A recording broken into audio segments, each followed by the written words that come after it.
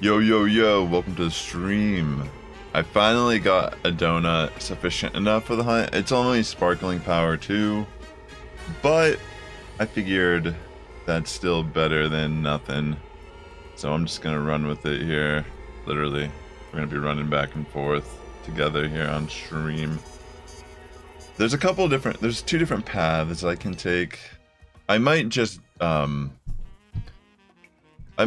commit to the original one. We'll see. I'm gonna fill it out here once I get in the zone. I've only gone in this zone once so far, and I think I remember where I need to go for the Latias. But give me 1 second here. Just trying to get these windows set up properly. Alright, so I do have a Sparkling Power 2 Psychic that I'm going to use. Alright. I know it's not 3, but I didn't feel like resetting anymore. For real. Hopefully, you know, the hunt doesn't get drawn out too long based on that. It will just be luck at the end of the day. Wait 1 sec. There we go. Alright, here I go. So I think I need to go this way. There won't be any guaranteed shinies because I'm using Sparkling Power 2. I think it's through this and then up like a ladder. Yeah. It might be right up here.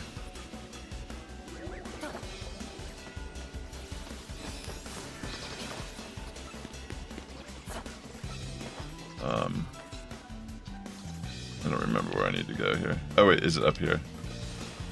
Yeah, there it is. Okay. So there's Latias. I'm gonna run down here. I'm gonna actually save down here too.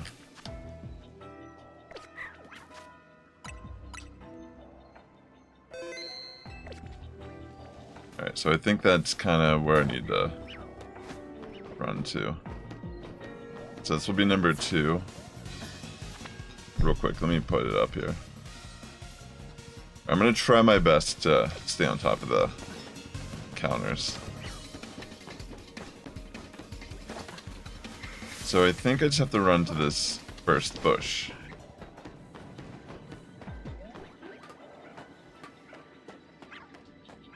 There we go. Yeah, so pretty much this will be the hunt.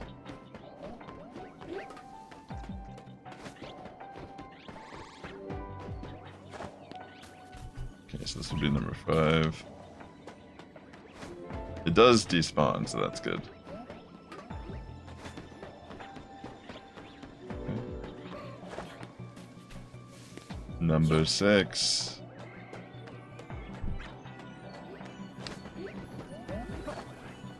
I don't need to go up there, but occasionally I'm going to, probably. Accidentally.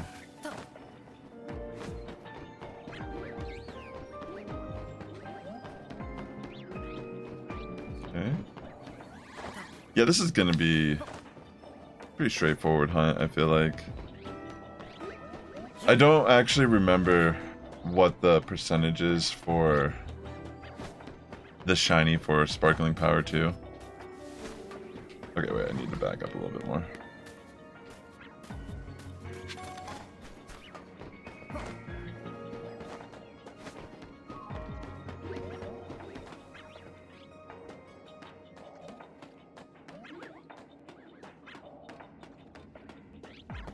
Wait, what?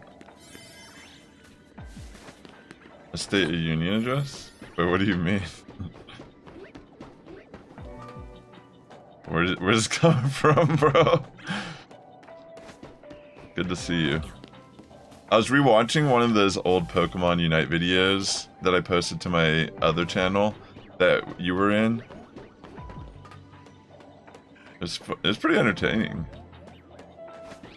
There's some of the ones where I hit is it Master in that game? Is that what it's called? I think one of them was with Miyu and Sombra.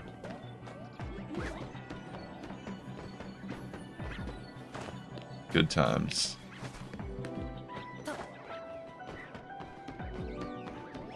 Can I ask you a question?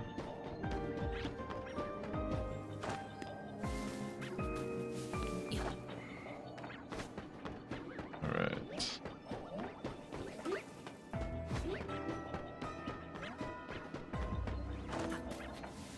Yeah, I see a despawn there, so that's good.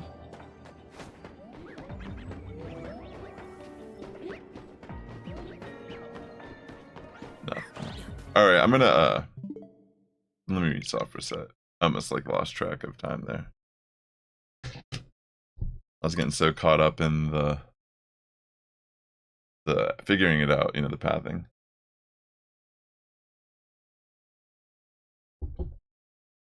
The Latias moves occasionally. That's when I'll have to kind of nudge a little bit further. So, what's the shiny percentage on this for Sparkling Power 2? Because I have Sparkling Power 2 Psychic currently. If you don't mind.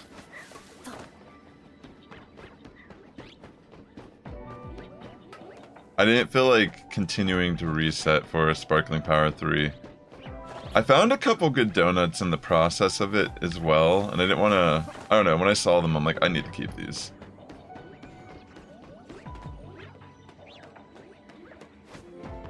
Well, I know the, so...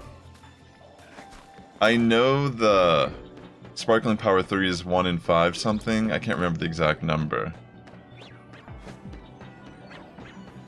I don't know what Sparkling Power 2 would be.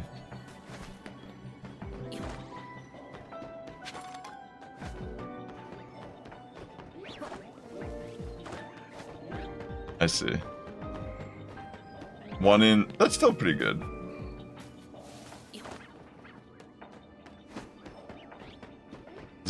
Is that actually the right odds, though?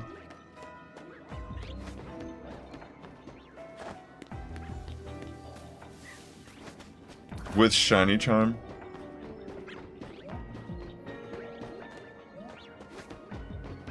Because I think it would be technically 5 rolls.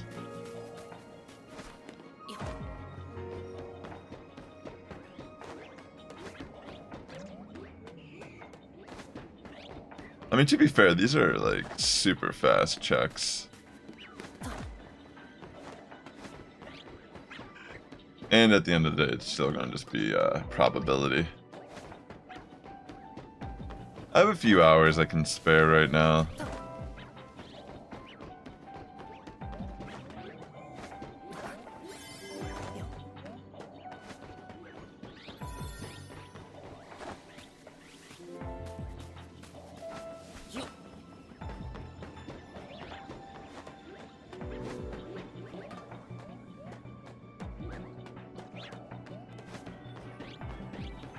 Yeah, so but you have to add the Shiny Charm also.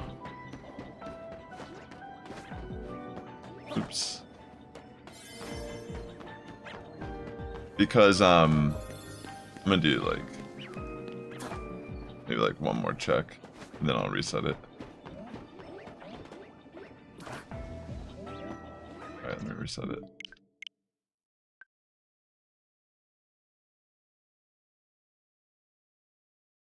Yeah, I think that makes more sense. I think that's what it would be. 1 in 626. Because the Sparkling Power 3 is like 1 in 500 or something. I can't remember the exact number at the top of my head. I saw it in a video I was watching yesterday. Also, let me put the chat up on the screen, I think. Where is it? There we go. Alright. 28.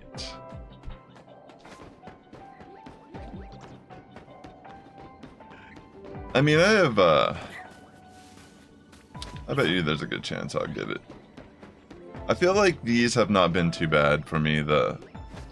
I've gotten all my legendaries. Wait, so what do I have so far? I have Terrakion and Cobalion caught. They didn't go too long. Terrakion was faster.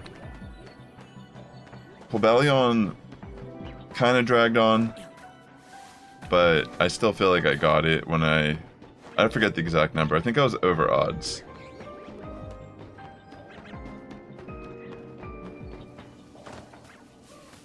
$585. Honestly, it's not that much of a difference, is it? But I guess, like, in the grand scheme of chance and probability, it is a pretty big difference.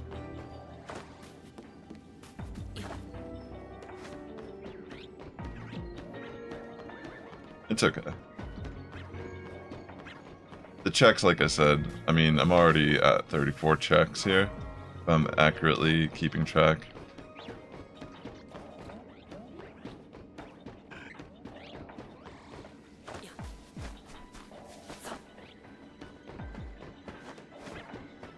Caught a random Pansage actually last night, which adds, I think I have like 4 of them now in this game. I was just grinding some hyperspace for berries.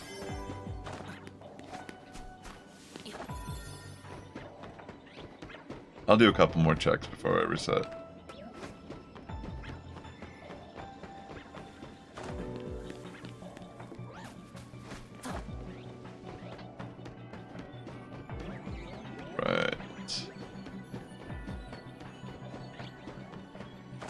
Yeah, pretty much. I'm not sure where I'll be at by the end of this week, but I'm going to be kind of AFK for about a week here. Starting on Pokemon Day, actually. I'm thinking of maybe doing a playthrough of Leaf Green and Fire Red on this channel when I get back. Alright, this will be the last check. I don't really have a lot of time here.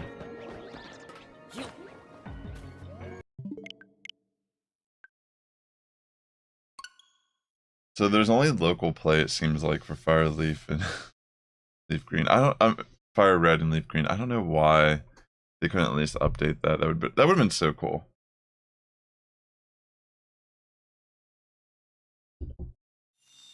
So I guess that means that anything I was like speculating or hoping for is just dead in the water, knowing that it's probably just a direct port.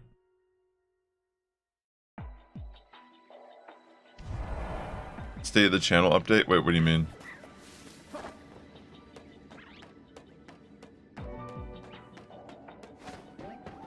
What does that mean?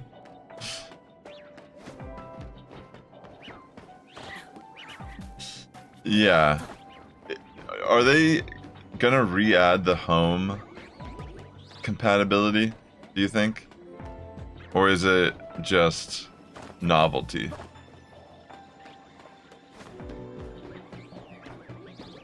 That's the thing I don't understand.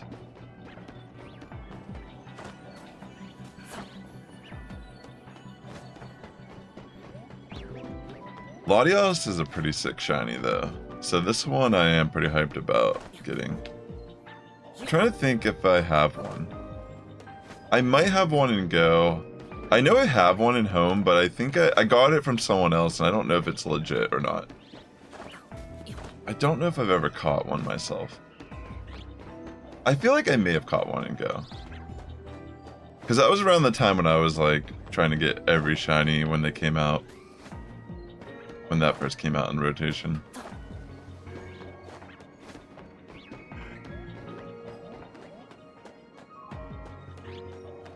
Oh, I see, I see. Well, I've been making Pokemon content on the channel. A lot of shiny hunting streams, a lot of playthroughs, blind playthroughs of the games that have come out. Kind of like experiencing it raw. I am debating on... I mean, I don't know what Pokemon Day is going to bring for us news-wise. I do plan on doing a live stream on Twitch. Maybe I'll probably end up cutting and posting one of the videos, like some of the clips to my either this channel or my other channel. But I'm gonna be gone for a week. Like, right as Pokemon Day is announced. So if they release Pokemon Champions, I won't really be streaming anything until a week later. I mean, technically, if it's mobile, I could. But, yeah, anything that happens, like, immediately, I'll probably have to, like, postpone. But I'm excited, regardless. Yeah, I feel like there's a good chance Champions will be dropped day of. I mean, I will be here, actually, still. Like, my flight won't be leaving until, like, 4 p.m. So, I mean, depending on what happens, I might be able to do some stuff, like, before I leave. Because I'll be all ready by then. It's not like I waited last minute. Oh, wait, yeah, I should definitely, soft reset here. Yeah, ZA will probably have home cap, they'll probably add the compatibility. Maybe they'll talk about that, like, our Chomp Mega that's been in the data. Maybe something like that will be announced. Like, oh, this is what you'll get, this is how you'll get this. Yeah, who knows? Maybe they'll announce some stuff for Gen 10, which a lot of people have been leaking stuff about, which, again, I don't know how much is credible, but at the same time, I think the people that have been leaking have actually been correct about stuff in the past. So I feel that more than likely it is actually a thing. It's pretty interesting, though, the stuff I have been hearing about Gen 10. Just from, like, the gimmick aspect of it. You think Champions is June? Okay, so you're saying that that won't even be until, like... You're thinking that's a summer release.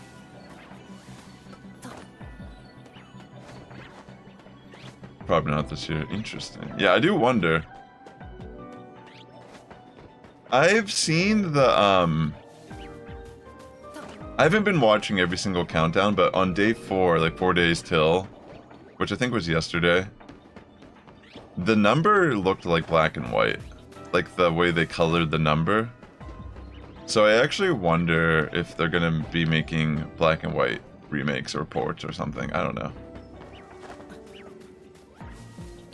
I mean, it is technically the road to Kalos this weekend.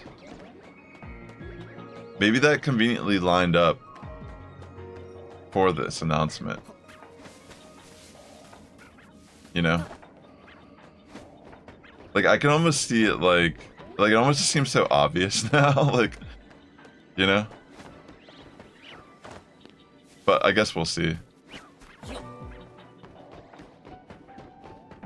I don't know, I almost feel like there's gonna be something related to this, to Gen 5. Black and White 3. I don't know, like, honestly... It almost feels like it's possible. And then it makes me wonder... Because I think it was Gen 6 that started the whole gimmick stuff. Like, every gen. Because Gen 5, like, everything prior was kind of just like... I mean, like, there was, like... The legendaries and such that had their, like... You know, weather was, like, Hoenn, for example. But... I don't know, that'd be kind of interesting if they remade Black and White and they added, like, Mega Evolution or something like that. I mean, they could announce another Pokémon Legends game for sure.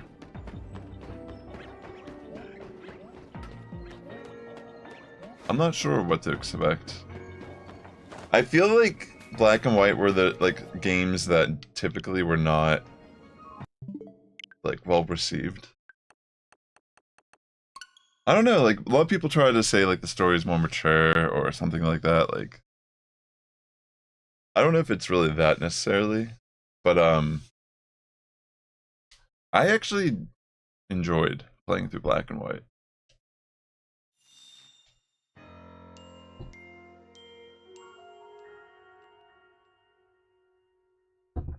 I don't know.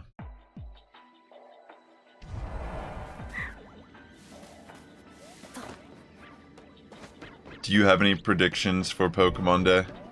Yo, what's up, Ta? Good evening. I just really think maybe there's a chance. Because, I mean, in general, Pokemon Go is about to start a new season, which they've already hinted at. And, Kalos Tour is literally this weekend. So if you're saying that they're not going to really announce anything with Gen 10, it has to be something. Because they already showed Fire Relief. Like, they already showed those, you know what I'm saying? Why did they show those? It doesn't even make sense in a way why they just randomly announced that like a week early. You got your Mega Dragonite? How do you get the Mega Dragonite? Do you have to do like a remote raid or something? Are they currently in raids, the new Megas? Because I honestly haven't even looked really. Like I've been playing, but all I see is the event, like the daily event raids. I don't see any like Mega raids, or I haven't seen any.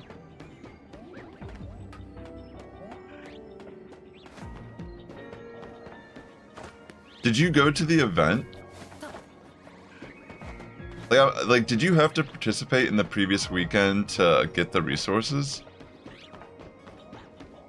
Because I thought, like, the global one was this weekend. But, you know what, maybe the raids are already out and I didn't even realize. Like, maybe they went live at the beginning of this week leading up to the event? I have no idea.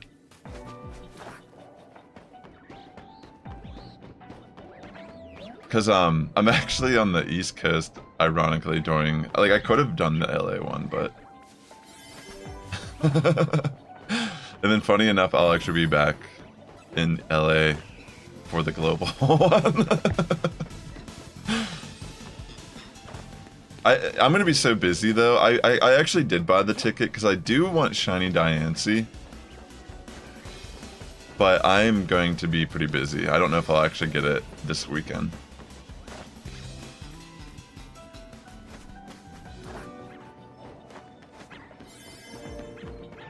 Alright, I'll do a couple more.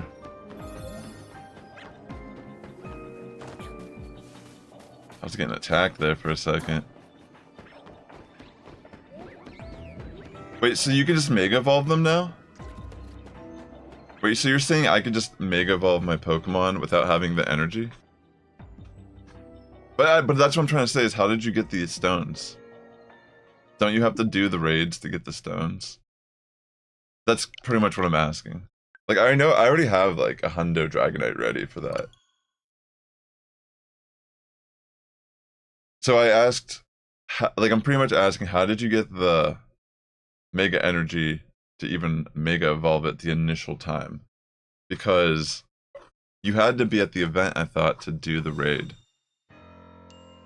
And then I asked, does that mean that they're actually public now to people? Because I thought I saw stuff where people were remoting into the event raids and they weren't getting energy from the events. Because they weren't ticketed or something. I feel like I could just Google this and figure it out. I'm just so confused. Sorry. And I'm like tunnel visioned. Confused and tunnel visioned. It's like a scary place to be. It's like... it's like walking in a circle aggressively.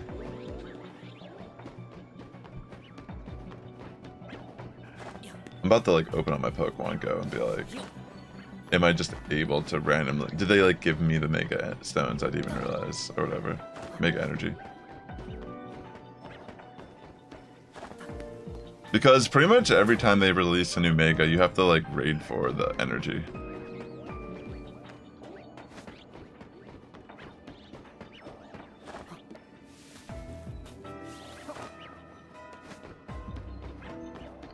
Unless there's like, unless they gave us from this event that's going on, I didn't even notice or something.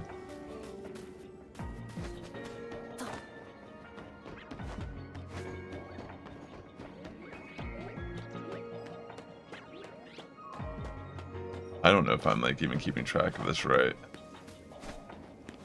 I'm like, alright, let's go. I know I am, but I'm just...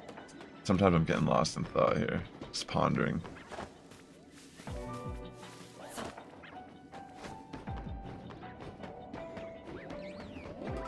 Alright. 87, it seems. That's not bad. I mean, these checks are going pretty fast.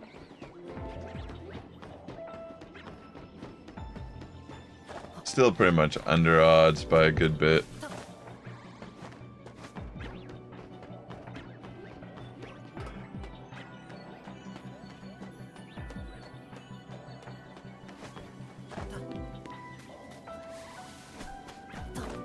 I see, I see. So you were pretty much playing the event. You got Victory Bell also then?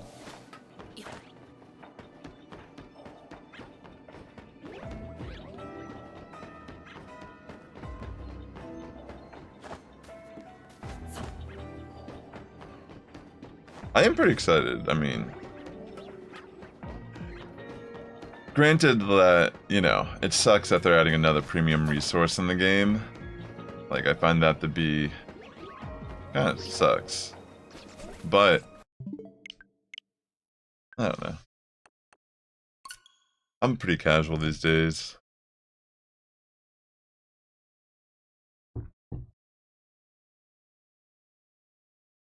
I see, I see. That makes sense. Checks out.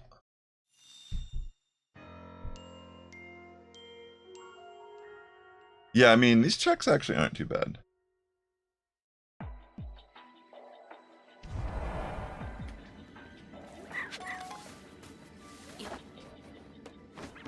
If I get this, I'll be 3 of 5 of the legendary shinies of the game.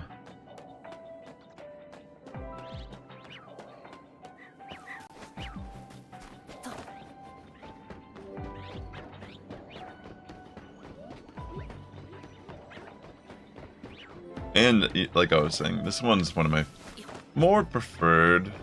It's a cool shiny. I feel like I ran Latias on one of my... Like, I think I had Sapphire back in the day. I'm pretty sure I ran it on my team when I was a kid. Something about Latias always just kind of connects with me out of the duo.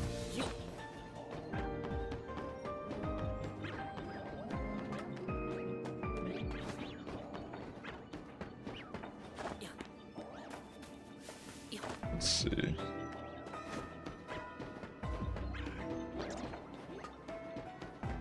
Bum bum.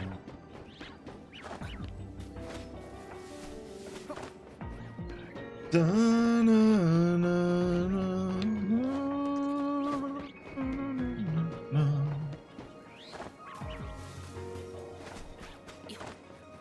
100.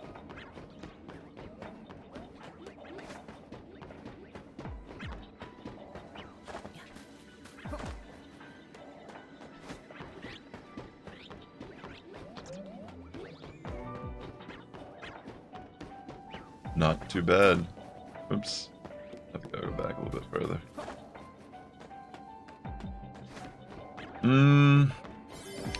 When it's like entirely necessary.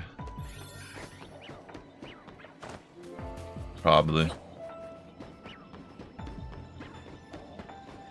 I don't really feel the need to get a Switch 2 yet. I mean, I bet I would enjoy, you know, but financially, I'm just holding off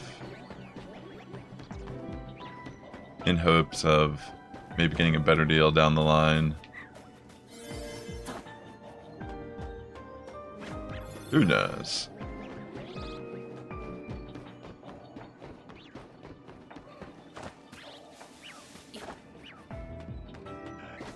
I'm not saying there aren't good games on it so far, I just personally don't feel compelled with what's out to buy it. Not just yet. Not just yet. I don't need it just yet.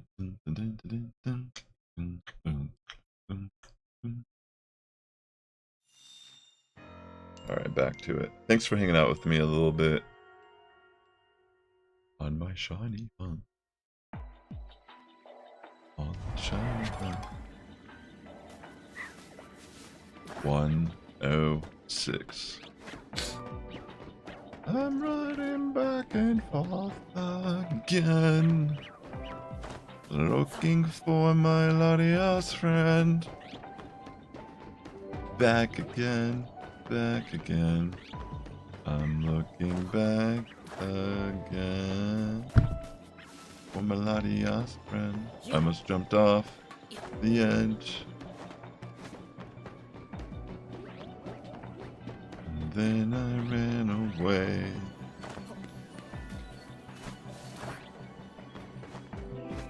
Where are you, Latias?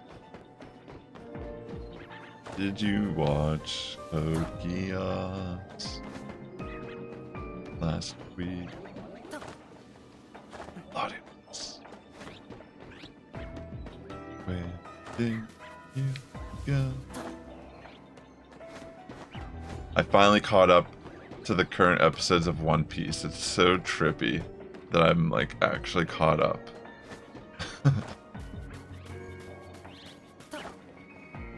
I still feel like it's like one of the cooler, probably like the best fiction ever made of our time. It's like legitimately. Imagine a story that's being adapted like multiple times while it's still ongoing. That's literally what's happening with that. Are you watching One Piece? Are you actually watching it?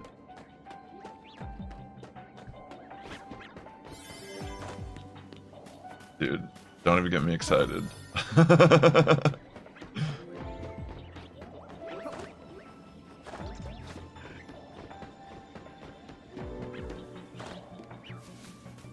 My friend, her kid, I was talking to her about it like a few months ago, and her kids are 10 and 4, I think. And she was looking for something to watch. I'm like, you should start watching One Piece with your kids.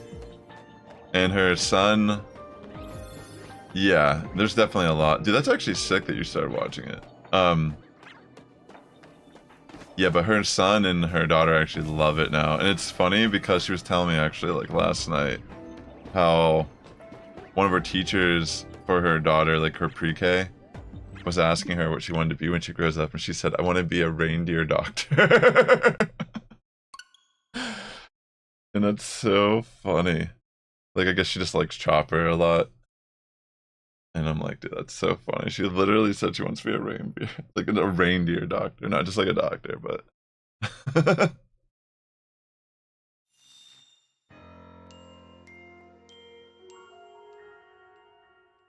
It's like... I just really like it.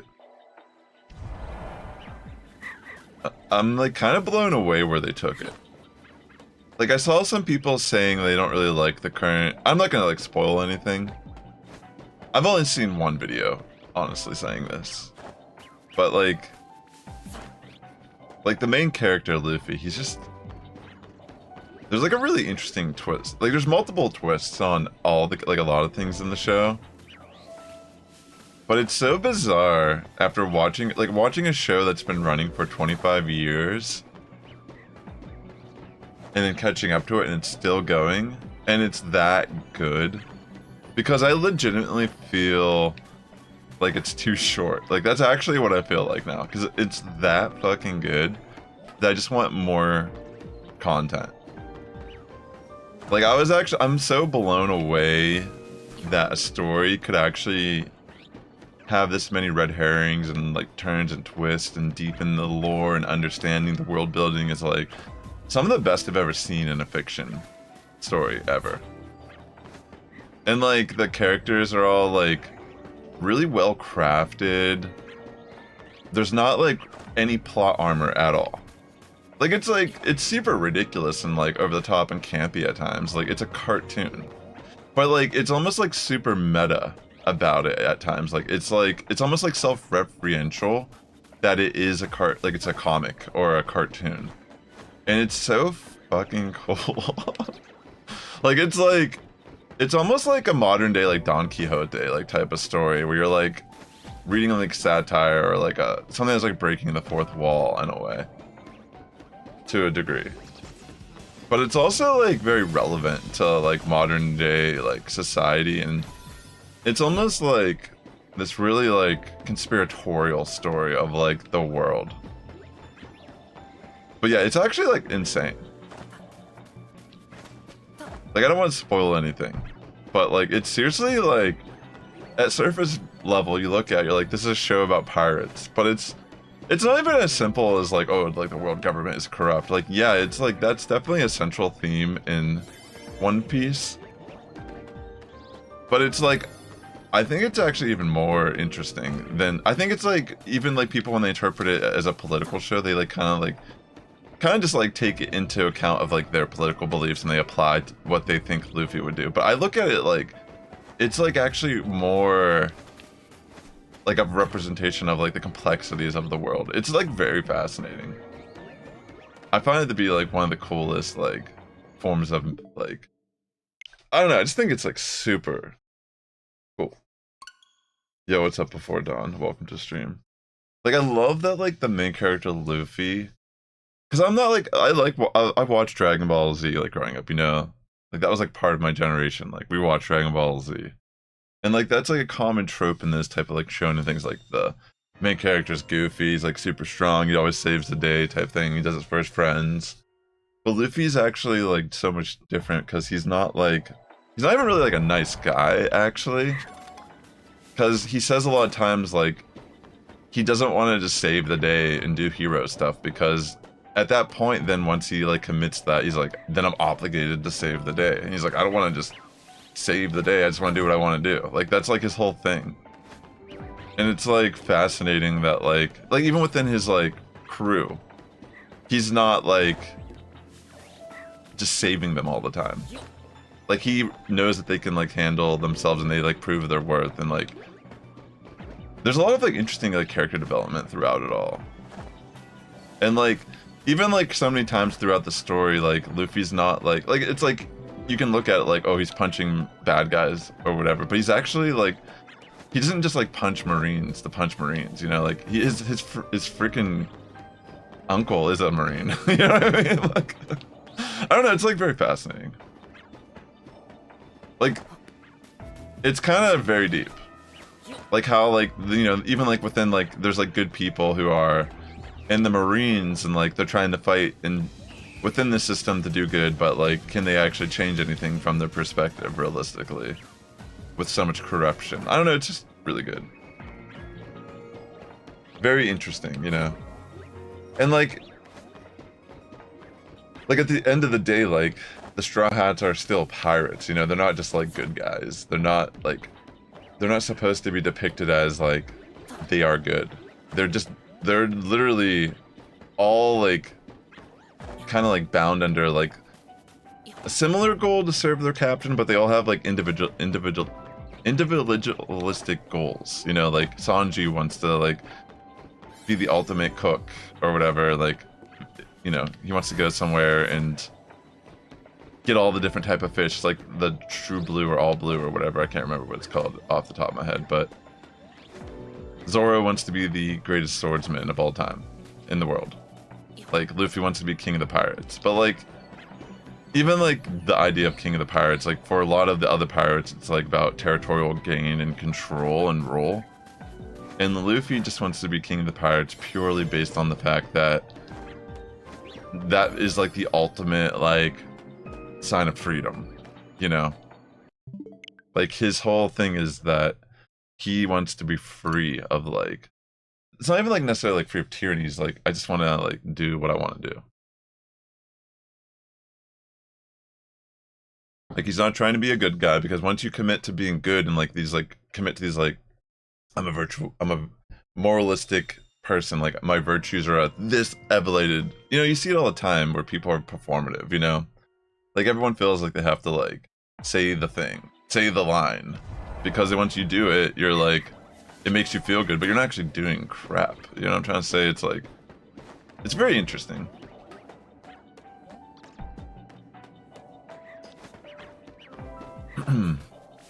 It's not even that he's anti-authority, because like multiple times in One Piece, they actually are saving kings and regimes. You know what I mean? Like literally, there's like a whole arc about like a closed-off regime that isn't even connected to the. Like it's like there's. It's not about anti-authority as much as like just liberation of being like it's hard to explain because like if you look at it, he's literally a captain of a crew. Like what is that? You know what I mean? Like that's some sort of like hierarchy of authority. You know, like Zoro is like his right-hand man or whatever, and like Sanji's his left hand. Like I think it's like that's why I think it's really interesting because it's not like so black and white. Like I think the themes are like, you know, surface level, like yes, he does things for his friends. He's gonna like fight for his friends. And it's like a lot of times like it's framed in this way where it's like this person's a bad guy because what they're doing. So it feels very justified, like as a viewer when you're watching it, like feels good watching a Luffy beat the crap out of some of these people because they are like kind of like, you know, they are like those figures or whatever. They're like kind of like authoritative or, yo, let's go before dawn. Sorry, I was just trying to read what that said. Like, it's like, I don't want to spoil anything about One Piece, but like multiple times, like literally Luffy's like helping the authoritative figures retain their authority. Like he's not anti-authority, it's like, if anything, it's like he just accidentally almost finds himself in these situations where he's like the good guy, perceived the good guy. I think that's like part of the comical humor of the show, is that like, you know, like they're all excited to get bounties and they watch their bounties get higher and know that they're more wanted men. But like they're actually like perceived by a lot of these like normal citizens of these countries as like they saved our country or they saved us. So they're like kind of like heroes to them.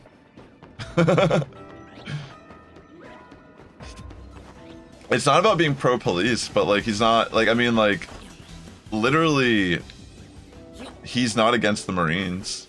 His Uncle Garb is a Marine. I mean, Kobe's Marine. He doesn't just punch Marines because they're Marines.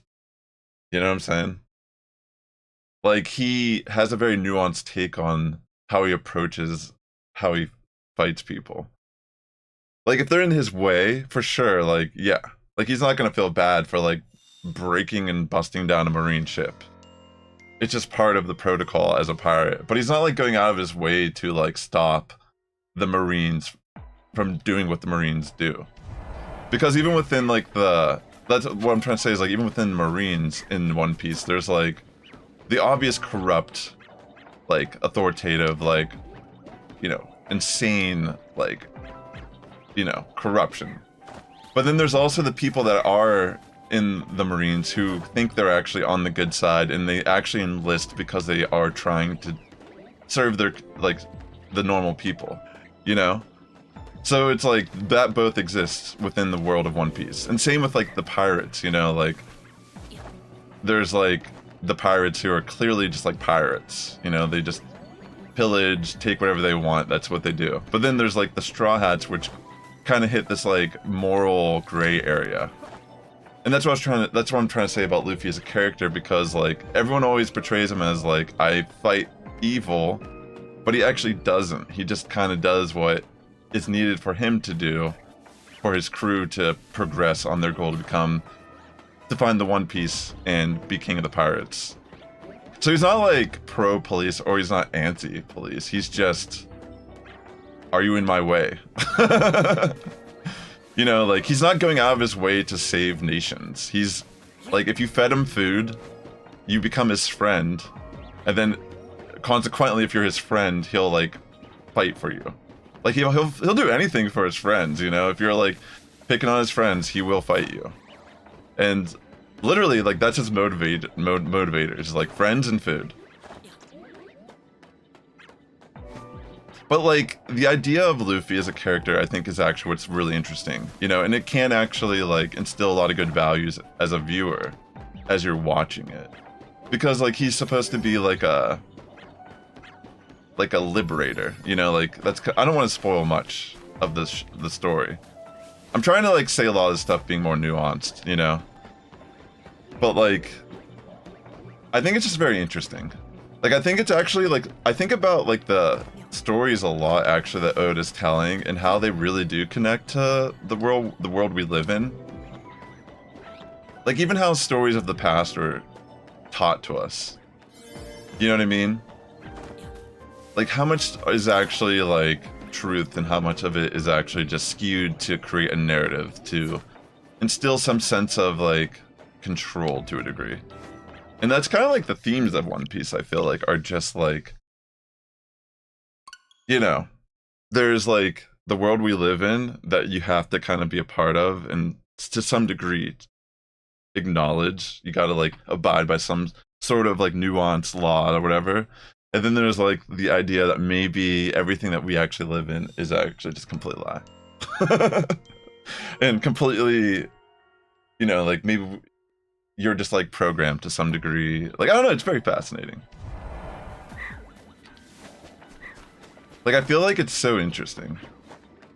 Yeah, that's what I'm trying to say. Like, I think like that's why One Piece is so cool, is it's not black and white. Like, I love shows that show, I love stories that just show moral complexities, you know, because life is not black and white. There's no reality where there's a good and evil side, because like there's like things that are evil. There's, you know what I mean? Like there's things that are good. But if you like, it's just like you have to kind of like operate a little more. Like you gotta use your brain more to kind of like see the bigger picture at times. Because like obviously, if, like we live in an era where like we're getting too comfortable with like the way social media and such is, but like social media is just like completely meant to get an emotional reaction out of you nowadays. Like it's intended to like think about like people in general. Like people are so comfortable just being extremely emotionally unhinged nowadays. Why is that like, why is that not embarrassing for people to, it's not like like you should totally have your feelings, emotions, and like, you know, validate and like express yourself and how the way you feel justified, but it's like, it's so performative to record yourself screaming and crying and then post that consciously. And it's like, it actually works on people. I mean, like, even like in the most basic raw form, like think about like the content of people going around helping homeless people. Like that in itself is like, yes, it can bring attention to an issue. And I'm not saying all people that do that, it's like kindness content is what they call it. Yeah, that could be great. You're out here like buying food for homeless people and such, but like at the same time, it's like the driving factor here at the end of the day is like they're doing it for clicks and views and to get like perceived as like this good person or whatever. And it's like, I'm not saying that like that's even a bad thing if it really is ultimately just a net good in the world. But sometimes you have to like look at it and realize like there's just like a ceiling for doing things. You know, if you want to keep, especially like as a content creator, you're like, you have to kind of like keep reaching a ceiling where you're constantly putting out something to like up the next thing or whatever. Well, yeah, I mean, of course, like anything. Let me stop for a sec here. I appreciate people letting me rant about it, but it's just like, I guess like ultimately what I'm saying is like, life is like black and white, yo. It really is. I mean, it's not black and white, excuse me. Like there's just like too much that is going on, and it's like there's too much like expectation that normal people need to care about things that are beyond their like daily lives. Like we're in the verge of this like insane era of communication, realistically. Like most people should have never known half the stuff we're seeing and knowing. And then even then, do we even know anything really? Like that's what like is kind of interesting, is like like, conspiracy theories have been a thing for a long time, right? And then you see the Epstein files start to get released, and it's like, a lot of stuff is like crazier than you would ever believe that it was happening. It's kind of interesting that there are people that, like, I think Prince Andrew got arrested on his birthday. I was shocked to see anyone got held accountable so far.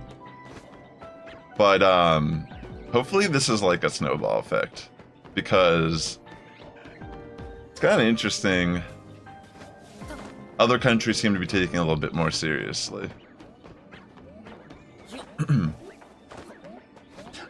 If I'm being honest, dude, I kind of find it cringe that people still use the word Nazi. And like, I feel like if anyone uses the word Nazi in today's climate, especially in our country in America, and you're not talking about like an actual neo-Nazi who's literally just, you know, admittingly a part of being a neo-Nazi, I find people like that to be pretty much ignorant and kind of just like, I feel like they don't understand history or understand what they're even talking about when they use that word. Like, it's like, it doesn't mean anything. You know what I mean? If anything, if someone calls someone a Nazi, unironically, it almost is like, what did this person do to just make this person that upset? Like, that's literally all it really is when people say it nowadays. Like, most of these, every single mainstream media outlet is owned by some form of Hollywood, like literally ABC, NBC, they're all individually owned by some form of Hollywood. So the fact that like a lot of the mainstream news and media is completely owned by entertainment, dude, anyone who watches any of that stuff, like, unironically, Fox News is probably, like, it's not good, but Fox News over the years has probably been the only one that has changed in a way that actually has, like, some, I know it's so crazy. Like, I'm not even saying go watch Fox News. I'm saying, like, that's literally how bad it is. Like, I remember when I was, like, a kid, it's like, Fox News was just, like, not credible at all. It was just, like, propaganda. But, like, nowadays, it's, like, the opposite. And that just kind of shows you where we're at in this country. I don't want to get too political about stuff, but, like, honestly, dude, like, I just feel like people need to, like, there's shit's way too heated in this country right now. It's, like, scary, honestly.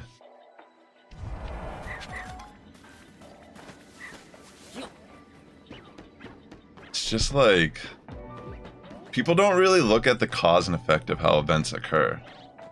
Like, it's super unfortunate, a lot of the stuff that's happened over the last couple months. Like, I don't agree with a lot of it for sure. But at the end of the day, it's like,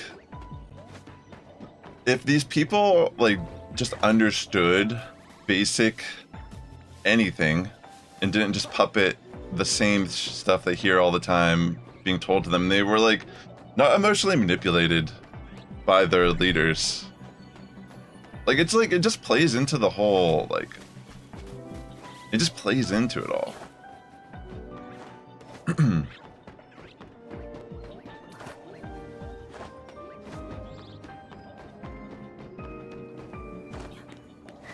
People are way too emotionally just okay, like, letting their emotions dictate their reality.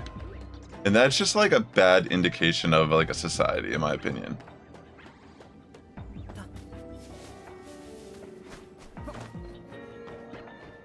It's not just a word saying you're offended by a person. I'm not sure I understand. But, like, it's okay to, like, be offended by people, for sure. And, like, feel validated and, like, not want to be near that. I'm just saying that, like, I feel like there needs, I'm not saying, like, people shouldn't have emotions or express them, but I feel like there's, like, something that's, like, almost, like, fake about how much you see people just screaming and crying into their cameras and posting stuff online. Like, it just is not normal. And it's like actually like really sad because that's how the kids learn. Like a lot of kids like learn watching this stuff, and they think, oh, it's okay to just be emotionally unhinged and like scream and pretty much act like a toddler. Like, it's not okay behavior. It's like, I don't know why it's acceptable. And that, like, I'm an emotionally, dude, I've definitely had my share of him be like doing unhinged emotional stuff. Fortunately, like in my privacy of my life. But I've come to the conclusion on my own, you know, throughout life, just knowing like that's just not acceptable to act like that, you know? It's embarrassing. Like, people who have never been held accountable and have no consequences, they just like feel entitled. And they go out and they just like scream and like literally, I don't know.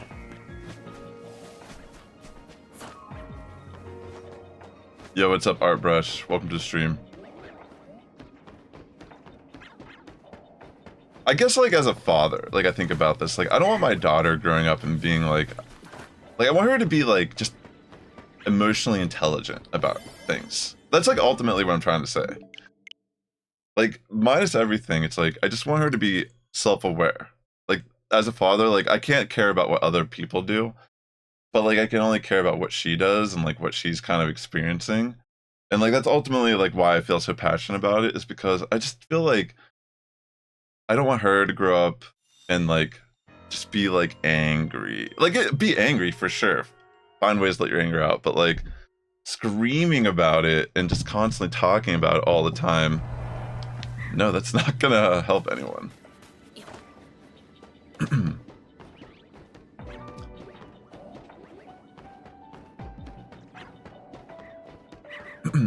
Like, she's still young, but like, I don't know, I see a lot of videos about like teachers quitting because like kids are like so unhinged nowadays, but I don't really know. You know, I've not been in the schooling system for such a long time.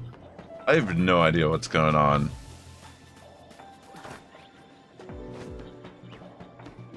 Like, my kid is like at an age where she's just kind of like grateful.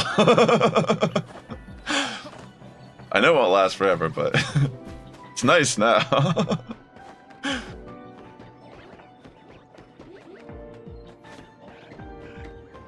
Yeah, this is still under odds here.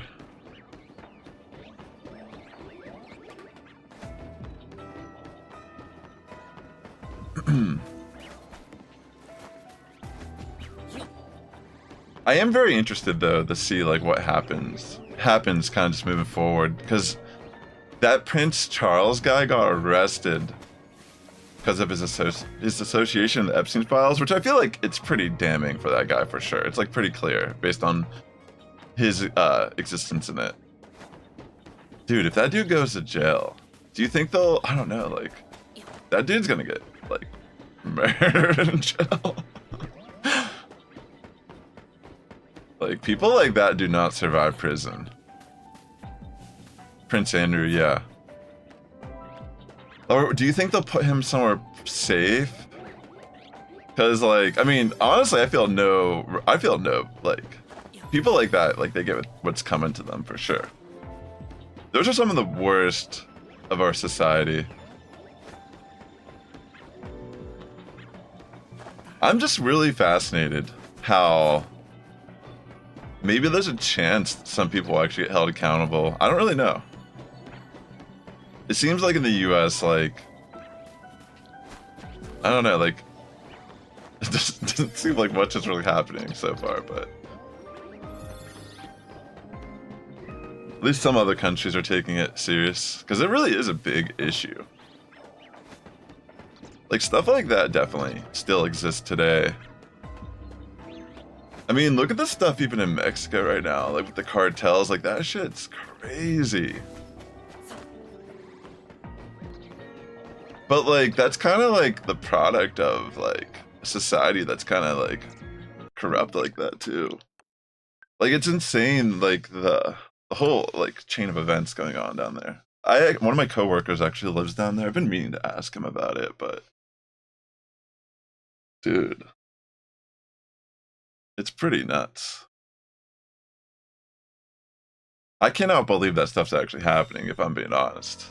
Like, not that like the chain of events, but I'm actually surprised there's any like action that like the local government was trying to take. Like, the US helped in it, but it was definitely like driven by the Mexicans.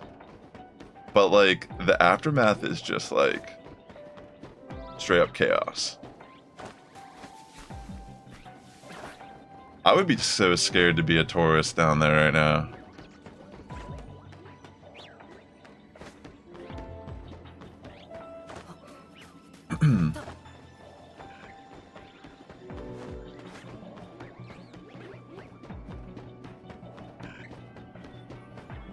I mean, the thing though, I think the reality of it is though, it's like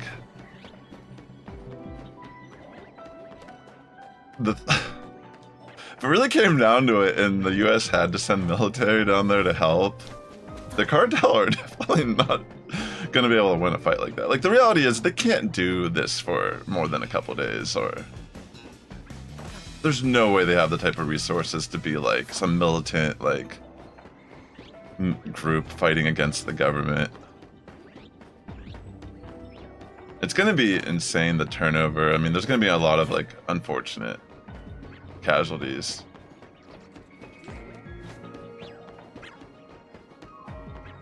This has been such an insane like year or so, honestly.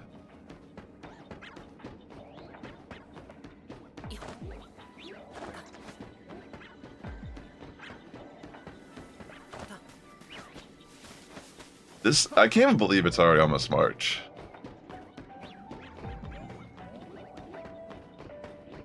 That is, like, time is flying.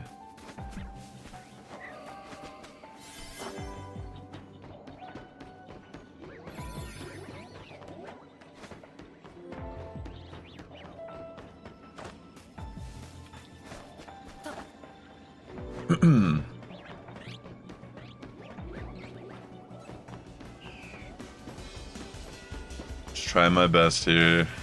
Still under odds, but I'm using Sparkling Power too, because I did not feel like continuously resetting for a new donut.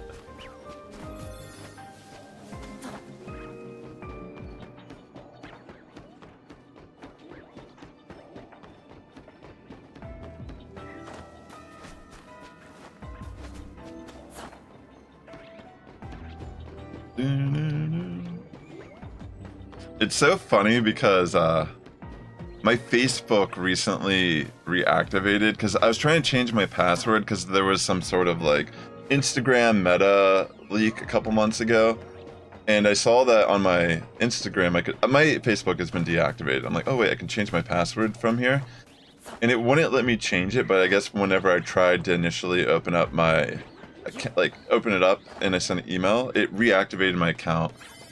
So my account has been reactivated, and the last time I posted on it was probably, I think it said 2018.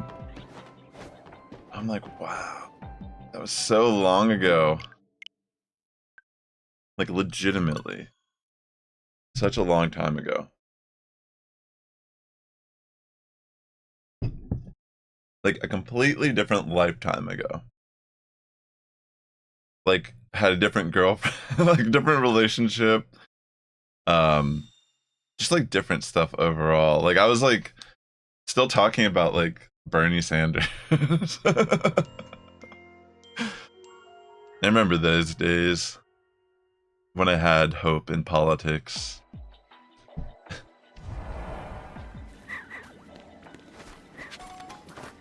I feel like after like 2016, I just stopped caring. Like, I just felt like, dude, if Bernie got shafted by the Democratic Party the way they did, none of it's real.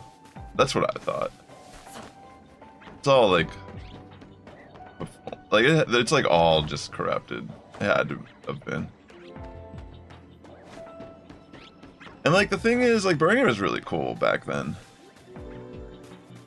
he was saying stuff that no one ever said as a politician.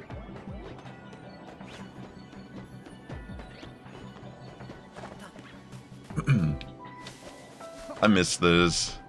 I went to a couple of his rallies actually in LA. But yeah, that was like a different era. That's like that's literally a decade ago at this point. That's kind of crazy to think about.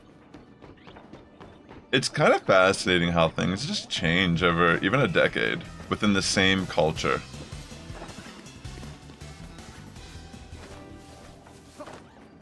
It's like completely reversed in my opinion.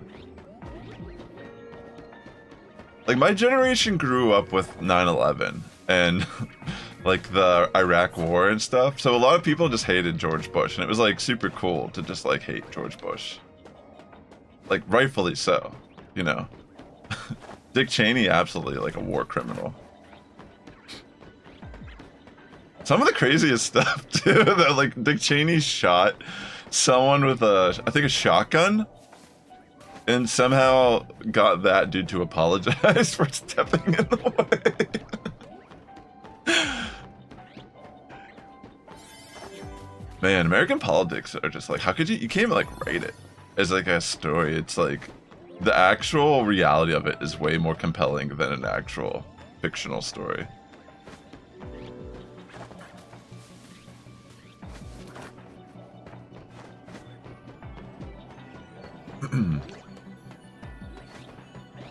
But yeah, I mean, what kind of got me talking about politics, I guess, was just like One Piece and the nuance of the show. I think One Piece is a great fictional story, and it kind of like hits all those like key nodes I really like about fiction. Like, it really does reflect our reality. It can actually like really make you think and contemplate the world we live in. But like at the same time, it's not like it's just not black and white, you know. It's like, it actually is more of a realistic depiction of how things could be, like how they could be political or diplomatic or whatever. Yeah, it was very random for sure, but it's like very much connected, honestly.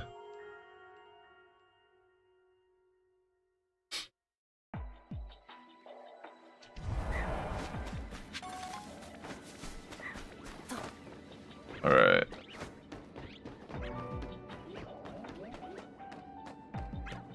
I think like the one thing I could just like say is, if you're ever feeling angry and you're on the internet, just get off the internet, because it's actually, I swear to God, like, you just start getting into these little algorithms, and like, you know, I don't even want to get into it. Like, it's not even like politics, like just anything in that you're like searching online, it'll just start getting recommended to you, and you'll start seeing like more of it, and then you click on it, and then it's more of it.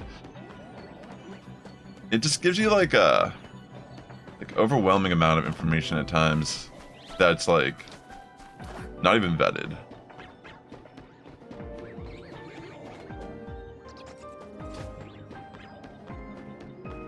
You just won a raffle for a giant Donkey Kong plush. He's like 4 feet tall. Dude, that's actually pretty sick. Are you gonna put that somewhere in your house?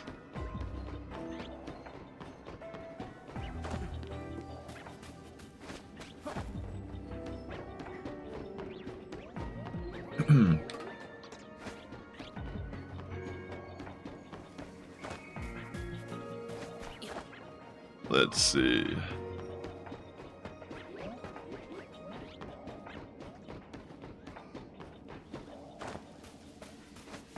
It sounds solid, dude. Congratulations, though.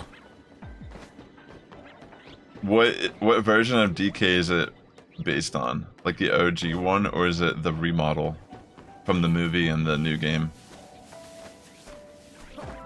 I mean, there are a couple different versions over the years, I'm pretty sure.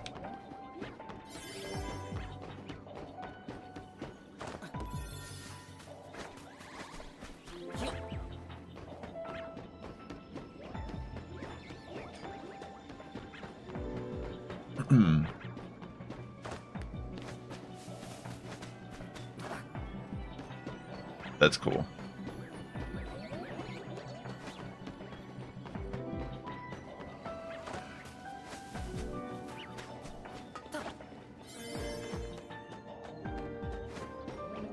I'll do one more check after this.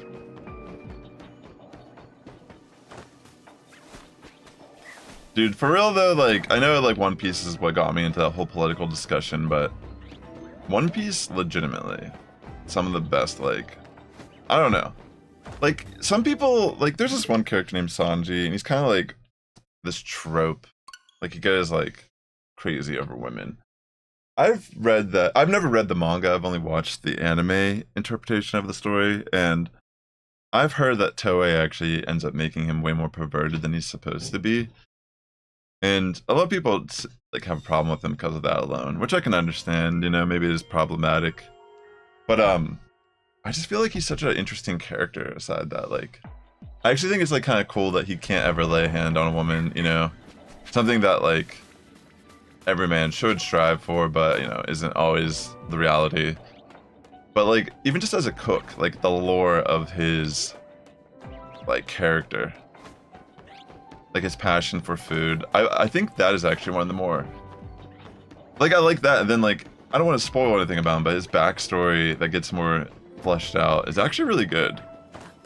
I feel like every main like Straw Hat has like a really unique trauma that they like kind of dealt with, and they're all kind of like representing like a different form of human trauma.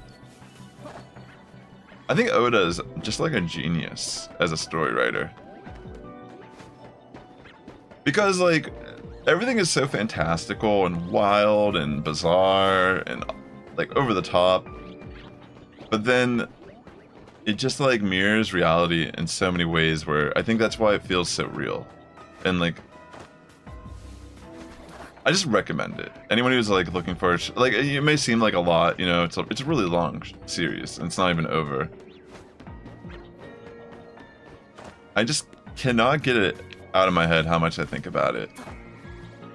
Like there's this, I won't spoil any of it, but there's like a Fishman Isle arc.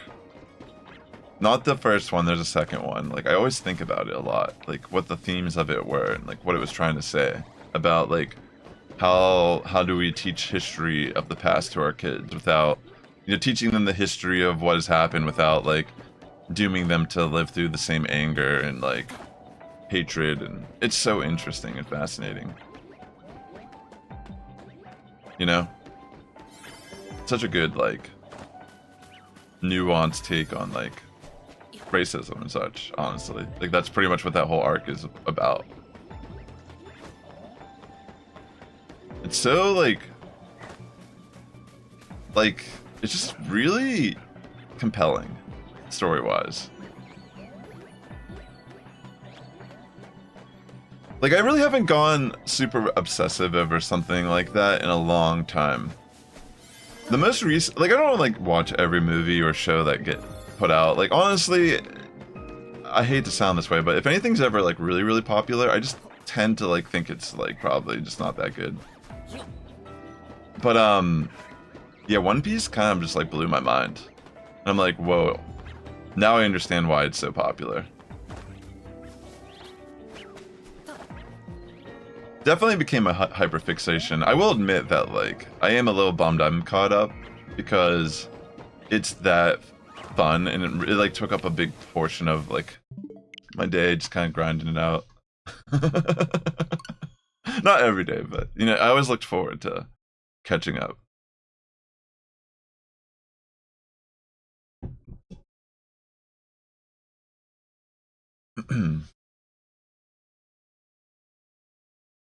All right, 250. The One Piece is real. And I feel like it's not going to be some cheesy ending either, like the One Piece was the friends we made along the way. So if it ends up, like, I don't know, I'm just like super interested to see like what Oda ends up doing, because he has to know. And I'm almost wondering if the show is like getting pretty close to its conclusion. Because like, I don't want to say anything, but like where I was at, like I was actually kind of shocked how fast things started happening. No, he already confirmed it's not that in interviews multiple times. I think twice over the years, I think what I've read. He said it's not that, but the viewer will be very pleasantly surprised. And I believe him. Because from what I understand, he's known the ending this entire time. But all the stuff that's been in between has been kind of like ad-libbed, like added. So like, the story that we have today actually wasn't intended originally to go that long. But it is that long because he felt like it needed to get more fleshed out. And I think his editor as well probably plays a big role in how things have been kind of like changed. Because I don't want to spoil anything, but there's like certain aspects of the lore of One Piece that kind of change slightly or like retcon. But it still makes sense, like when you like look at it retroactively.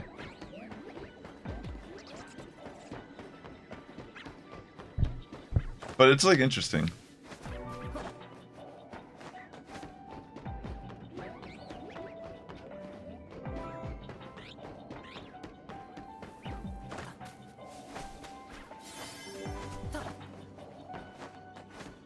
I feel like I like straight up cannot stop talking about One Piece. I don't have too many friends that are watching it. I took my daughter out for ramen the other week, and we were just eating, you know? And usually at those type of places, you're just kind of like sitting at a bar or like the seating, you're just sitting next to a bunch of different people. There's this group of dudes who just started talking about One Piece. And like, it was so obvious what they were talking about. And like, they were trying to talk to their friend about how he had to start watching it. And it was like impossible for me not to chime in. I'm like, dude, you have to listen to your friends. Like, and you gotta update your friends where you're at. Because there's like a few different moments. I feel like I've read like, when I was watching through the series my first time, I was like reading online about it casually, trying not to get spoilers, but it came to my conclusion, these emotional moments that I had in the show where like I was like, dude, this is the best anime I've ever seen. Or like, just this is the best show I've ever seen. Everyone kind of has a similar experience in the same arcs. There's like a few different places where it's like, if you like, you'll start watching it like in like very first episode, I liked it. I was like, dude, this is interesting. Like, I like that Luffy was kind of like picking on the little kid. I was like, dude, that's cool. He's a bully. He doesn't like weak people. I can dig that. I felt like that was like, I was like unexpectedly, I didn't expect that. Like, I wasn't thinking like Luffy would be a jerk to this random kid who's like being held as slave on a pirate ship. But I was, oh, that's kind of interesting. Like, maybe he's a more complex character than just, oh, I'm a good guy. And sure enough, Luffy ends up being probably like one of my favorite main characters ever in a series. Because even in like Dragon Ball Z, now that I think about it, like I was more of a fan of Vegeta. And I feel like now that I think about it, like even thinking about like what I'm talking about, like I feel like I liked Vegeta more because he came off more like a nuanced character than Goku. Like Goku was just kind of like, he's like a killing machine that had a concussion, forgot his original programming. And even like the dub version of Goku, like Goku's a hillbilly pumpkin, like he's like a country boy. They should have totally given Goku some sort of like southern or hillbilly accent in the English version, because that would have been, I think, funnier and would have made a little bit more sense with like his character, like how like aloof he is. I feel like it would have just added to just him overall. But yeah, I always like Vegeta, maybe because of his like redemption. It's kind of interesting to think about how, as a viewer, you can almost like empathize with a villain, like Cell, for example, or even in Lion King, like Scar. Think about like Scar, like from the original Lion King. That is actually one of the more depictions of like evil that's like really well done by Disney, because he actually makes you sympathize with his cause, like who he is, like what he's doing, and he's actually just like a miserable, evil lion. You know, like he likes to see people suffer, and he wants to instill pain and suffrage on you. Like, he feels envy for Mufasa. It's very interesting, you know? Like, even in a darker sense of, like, lions, you know, once Mufasa was murdered, you know, that, like, he definitely went around and killed all the young. That's what lions do for territory. But yeah, Scar is actually, like, a very evil character. Like, he's, like, almost, like... even, like, the way he's, like, depicted, how he's, like, almost, like, suave and kind of, like, a good speaker. True evil right there. Lion King's a classic. Oh my gosh, I saw they're making a Toy Story 5. And at first, you know, I'll admit, Toy Story is probably the one series that has made sequels, way too many, that somehow they still were good.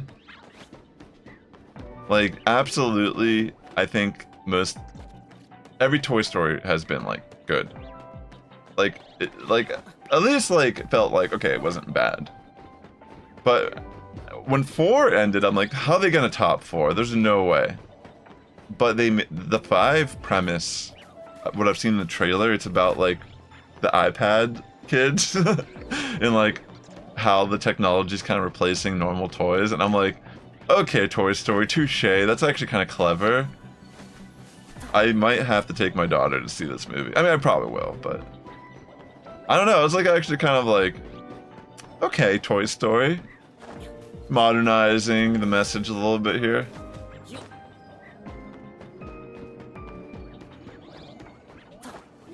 It is kind of fascinating to think, what is it like growing up on technology like that? Because when I grew up, I was on the verge of technology pretty much being merged into the classroom, like floppy disks on like a Apple computer, Windows 95, you know?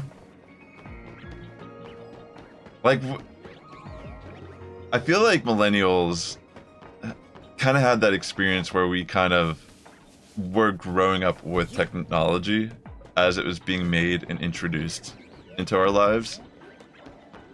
So maybe to a degree we have like more of an understanding of the world of it. Like, you know, like I grew up when we still had rotary phones. Like the idea of a phone that if you weren't home, no one was getting a hold of you. Or if you weren't even in the right room, they weren't getting a hold of you. It is kind of weird to think like how integrated phones are. Because now every time I see anything like on the news, like everyone just rips out their phones. Like everything is just people holding their phones. Like the phone's gonna protect you. Like the phone, like you recording something is gonna shield you from the consequences of what actually ends up happening. I don't know, it's very interesting. Such a bizarre evolution of like the internet even. I am getting old. And like, again, you know, I'm just like talking from my perspective, ultimately. Like anything I'm saying on stream is just my perspective and opinion. It's all they are. Grains of salt.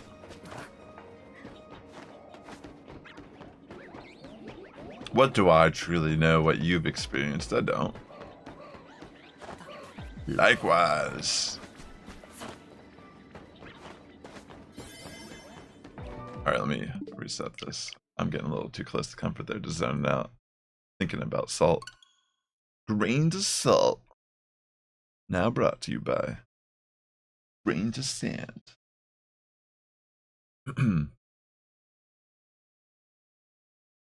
Grains of salt and grains of sand were brought to you by Mother Gaia.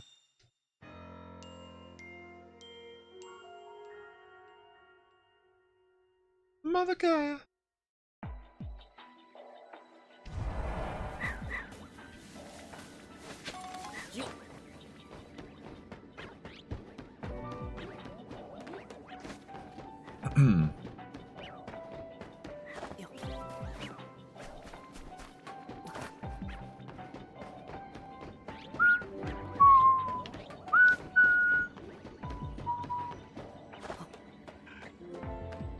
what will One Piece end up being? I think the last thing I kind of obsessed over slightly that I felt was like really well done was Andor. I think Andor was probably the one Star Wars show that came out in a while. I mean, like, I do like Mandalorian, and I've watched all the shows. I've enjoyed them to some extent. But Andor is just on another level. I felt like Andor was just such a well-crafted piece of media. Really justified the original vision of Star Wars, I feel like. Just kind of changed the impact of what those original movies are showing.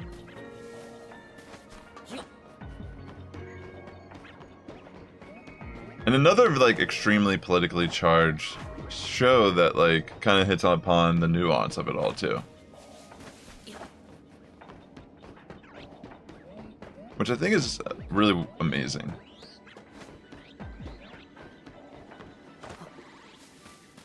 I was blown away that Disney was capable of something like that, if I'm being honest.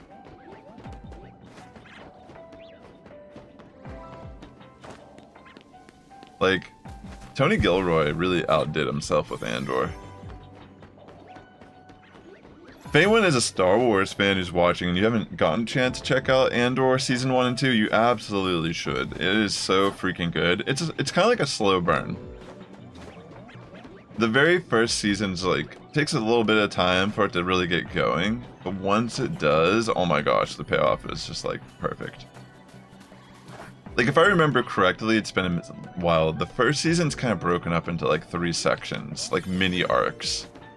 And they're really well executed. I remember when I was watching it weekly, there's one episode, and I was watching it after work one night when I was working at this restaurant, and it was probably like 1 in the morning, or like 12:30 or something, and I'm watching this episode, and the adrenaline is rushing through me, and I just stood up, and I'm just like, fuck yeah, dude. Like, and I feel like it's been so long since I've ever watched or played something that made me feel that much like connection to what was going on. And I was like, holy smokes, like, this is just like peak Star Wars right here. And it's so fascinating that it's like just about common people for the most part. Like how does the Empire actually work? Like, they actually depict these, like the Empire does feel like a fascist society in a lot of ways, you know? Like in Andor, like, stormtroopers feel oppressive. TIE fighters are scary for once. Like, there's things at stake actually in Andor, it feels like.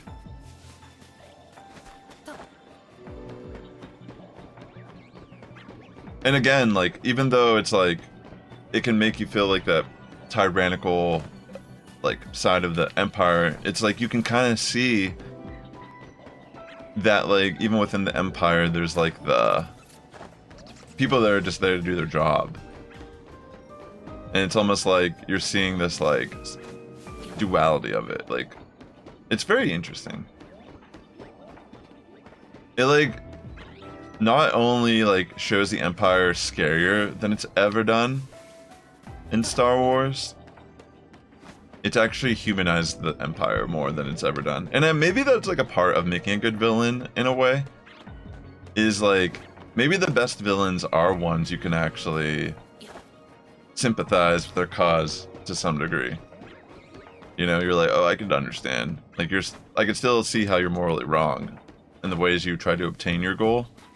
But I could see why you had your goal.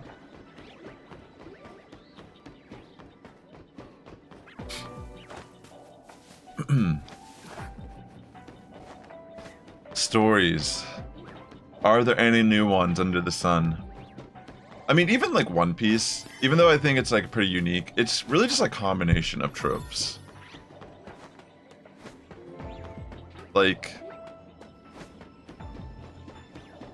in a way, it's like kind of interesting. I don't know. It's like very. It kind of just caught me off guard.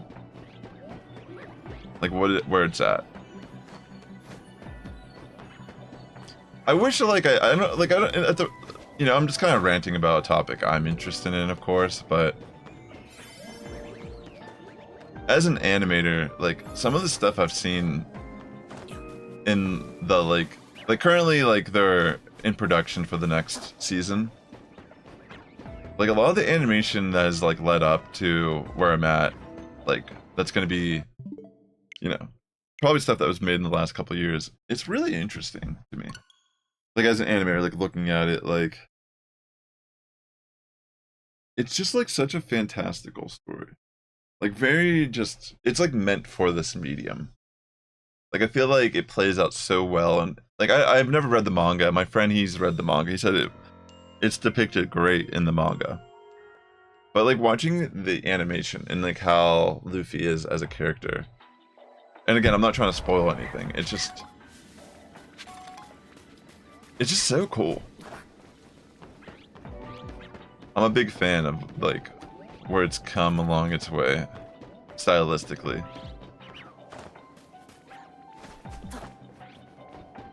It definitely makes me want to like practice animation in that regard, like doing action sequences and such.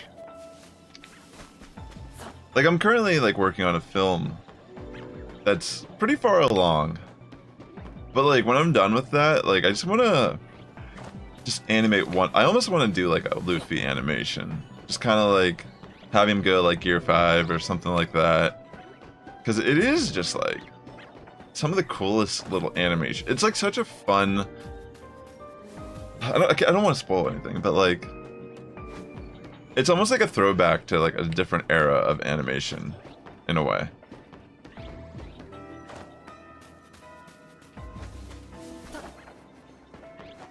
Animation.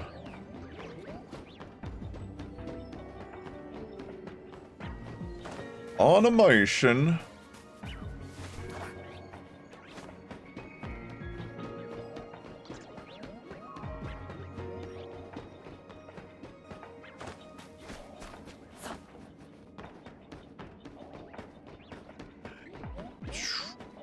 Let's see.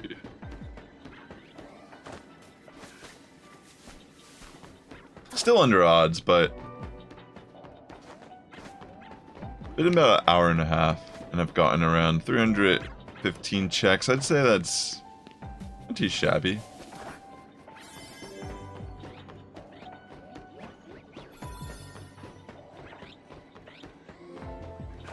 I canceled my Crunchyroll subscription though. I mean, there's so many other animes I could watch right now. There's a lot I haven't seen yet that I've been meaning to at least try.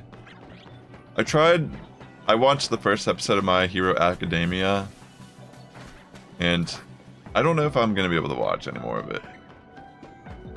Like I get like, I don't know.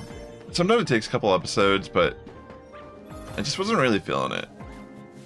Like the first episode, and I haven't really looked into it if it's like worth getting into, but I've seen it's like a really popular anime, and I saw it recommended on Crunchyroll, so I was like, oh, maybe I'll give it a shot. I'll put on one episode. I tried watching that Dan to Dan show, and I don't know why, but I just did not like it. Like the animation looks cool as hell. Like I thought animation wise it's like a beautiful show. Maybe because of the story is like a love story, I didn't really care for it. It felt like it's like a, like, I don't know. Like, I just didn't really... Maybe I need to give it another chance, but I felt like I couldn't understand what was so good about it when I was watching it. And I watched like I watched probably like 5 or 6 episodes, and I just felt like almost like I was getting angry trying to watch more. Like, I'd read Reddit, like, is there something wrong with me? Because I don't find this show good or enjoyable. That's literally where I was at watching it. I felt like I was like gaslighting myself. Like, why is it so popular? Like, it's overwhelmingly popular. But then I was thinking, like, I'm like turning 38, and I'm also jaded. And maybe like most of the people that watch this are just youth, And like to them, this is like new and edgy and cool and like represents what they feel, like their emotions, you know, they're emotional kids or whatever. I don't know. But like, yeah, I feel like it's been really hard for me to understand why it's good. Animation-wise, like, I can understand, like, yo, it's beautiful, it's gorgeous. Probably the one thing that, like, instantly I was just like, this is amazing. And like, that's why I kept watching it, because I was like, dude, it looks so freaking cool. I have to be missing something. And I don't know, like, maybe it's like the humor too. Like, cause the main character like loses his balls or something like that, and they have to like find it. I don't know, maybe I just did not find that funny or humorous, or I don't know. Like, and I'm not like I like crude humor. Like I totally, you know, I enjoy like a good joke. I am not like, I think comedy is like needs to be saved at all costs. But like, if it's just not funny though, like, is it even really like, I mean, I guess like some people probably find it funny. I'm just not the target audience for that joke, I feel like.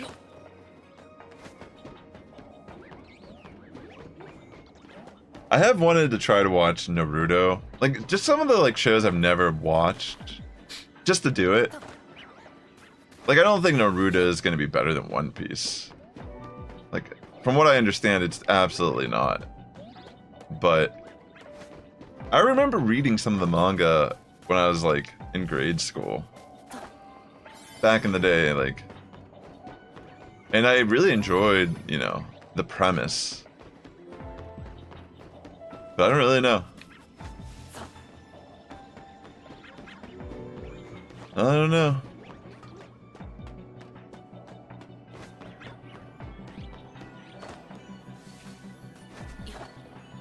Some of the classics I remember that I really liked growing up were like Outlaw Star.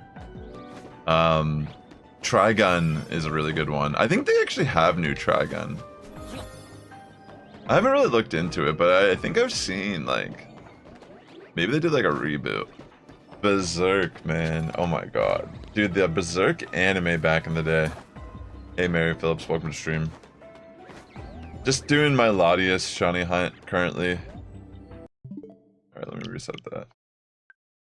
Dude, the old Berserk anime is actually like grotesque.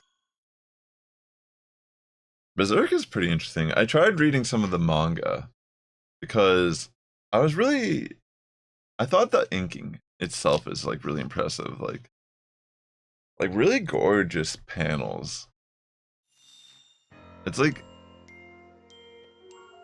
comic book artists, when they're really good, just dang, they just kind of show you like years of dedication in one panel.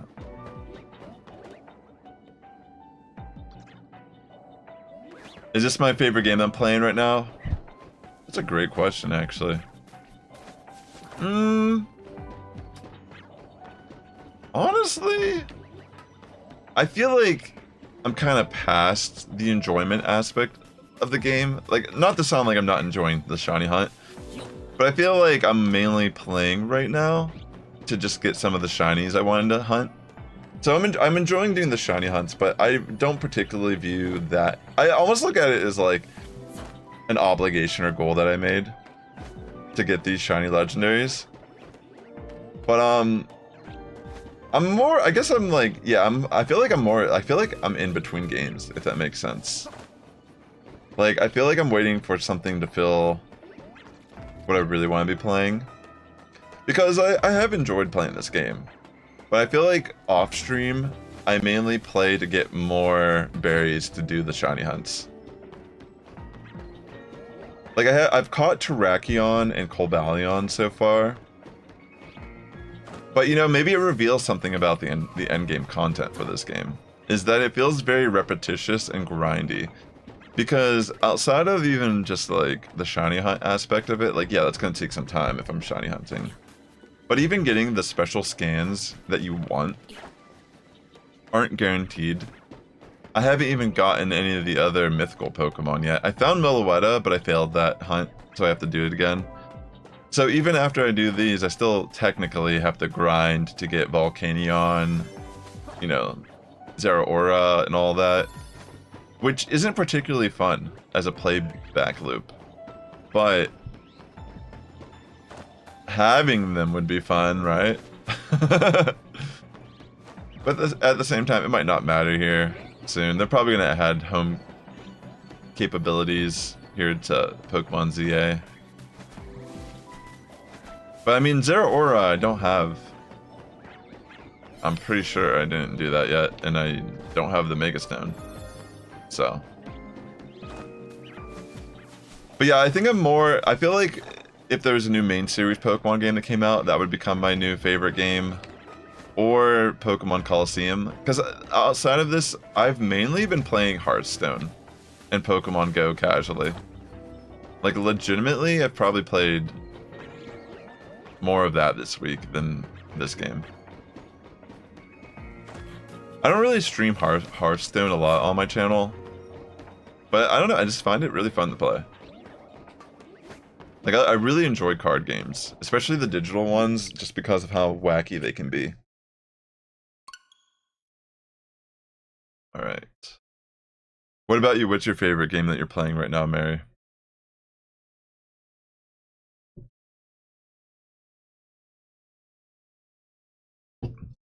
I feel like the way I look at ZA is like, I think it is worth the money. I like the battle system a lot. I had fun with it. But I don't really want it to be a game that I'm playing forever, either. I definitely put in more hours into this game than I did for Legends Arceus. I don't know why I feel so compelled to... I mean, the Legendaries, like, you know... I don't actually have a schedule at the moment. I'm pretty spontaneous. I do try to stream frequently. At least, like, try to at least do it once a week. But, some weeks I... Wait a second. Some weeks I go daily. Oh, I almost thought I saw it there for a second. Yeah, I'm pretty inconsistent these days. I might try to rethink that, but... I do try to post daily on my daily channel, whether it be like short form content on YouTube. But a lot of stuff on this channel is Pokemon related in general. Oh, that's cool. So you like playing Valorant and Minecraft. Is it Dead Before Daylight? Is that what that is? The other game you're talking about?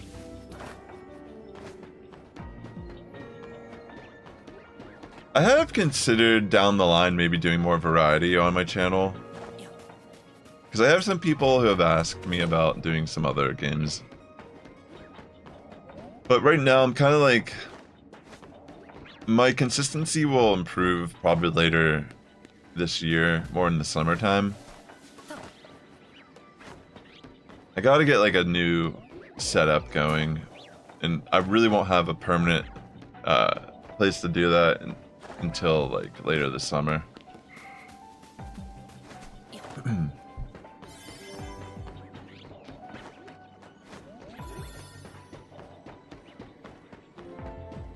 Back and forth again.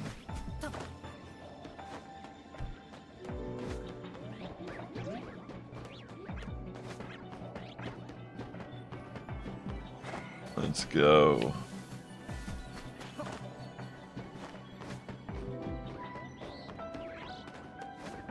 Oh, that's cool. Yeah, I've never played that game, but my one friend plays that a lot. I've watched him stream it.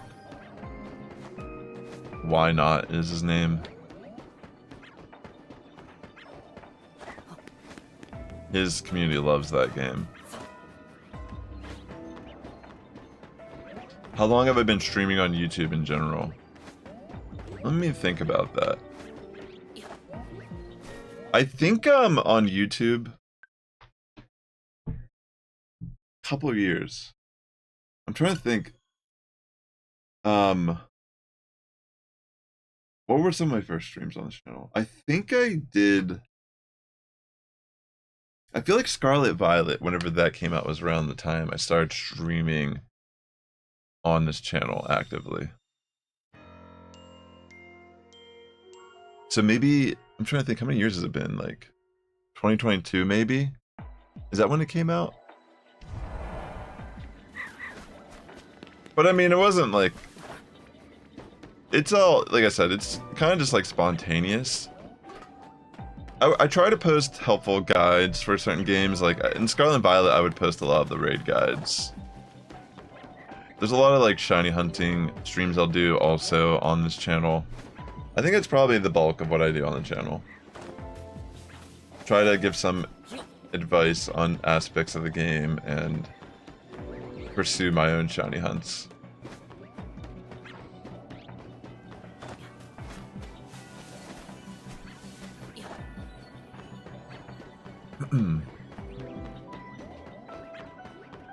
Alright.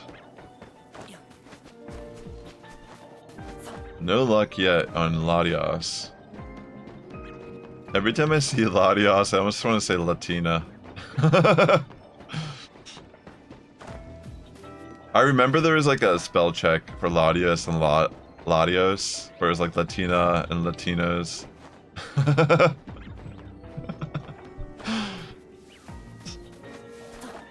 So goofy.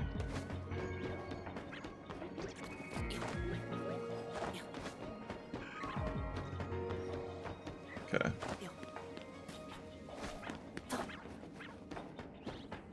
$358. I appreciate you coming out and hanging out though for a little bit. These type of grinds can definitely go on for a bit. And I'll just keep talking about One Piece with no other guidance. It's really just been on my brain a lot.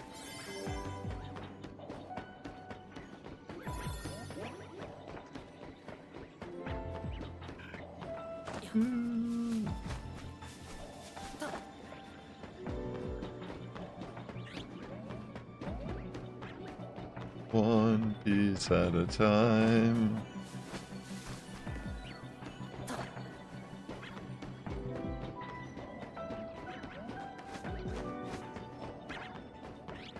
Come on, Latias. You know you want to shine.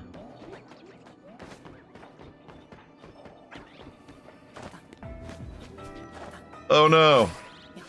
Right, I'm just gonna reset anyways, it's about that time. It's the first time I've fallen off this entire stream. How careless.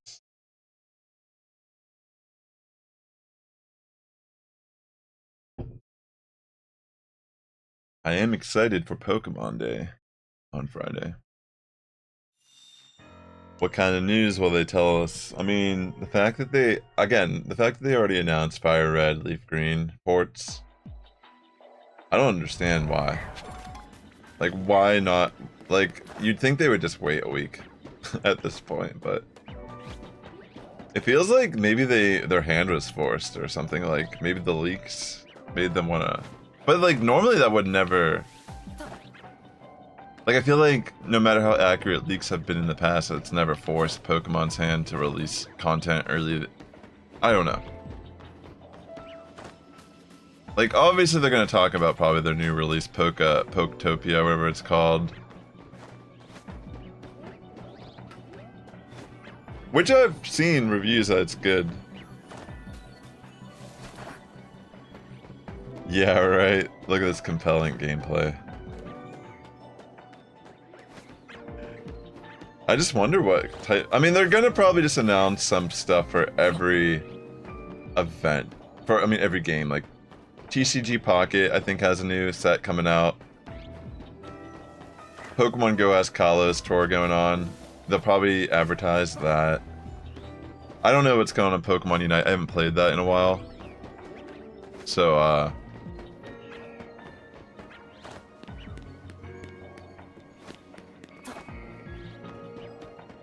oh, that's cool, Mary.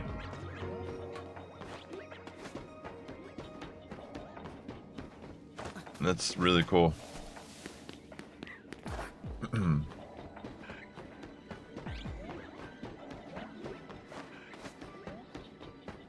Alright. 369.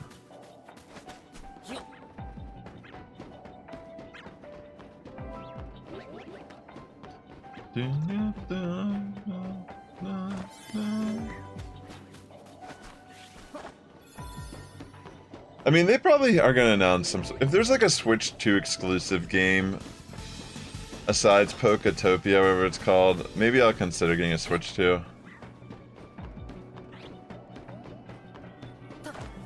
But don't you think they'll talk about it at least during Pokemon Day?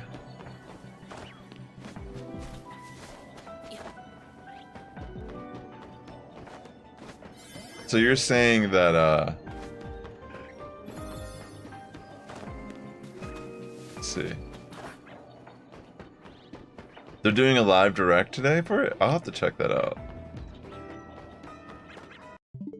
Let me reset this. It does look cool, but that game is not enough for me to buy a Switch 2.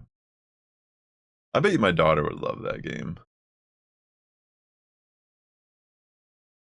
I don't even know if I would even put much. I don't know. She already kind of just plays through all my files and changes everything. Changes my clothes in every game, which is fine, you know. Sometimes I rock it for a while because she puts on stuff I would have never dreamed of putting on.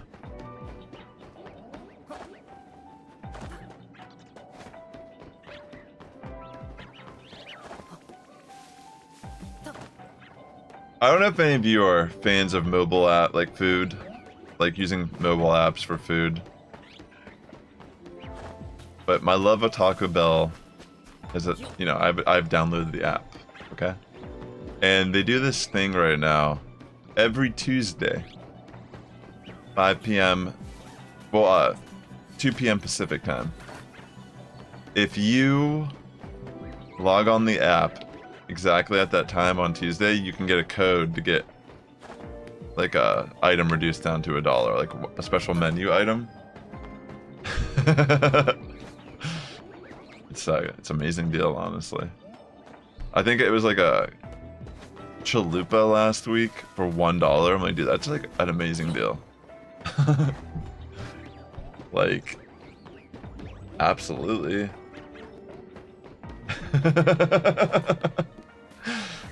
We live in tough times. Dragon Warrior Builders?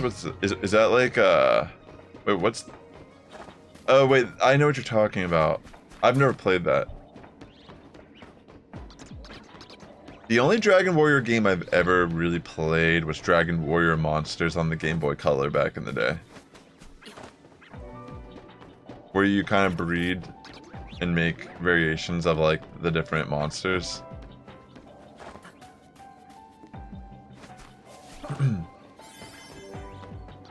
No, it's okay. I'm not actually looking for any services like that at the moment, Mary, but I really appreciate the offer.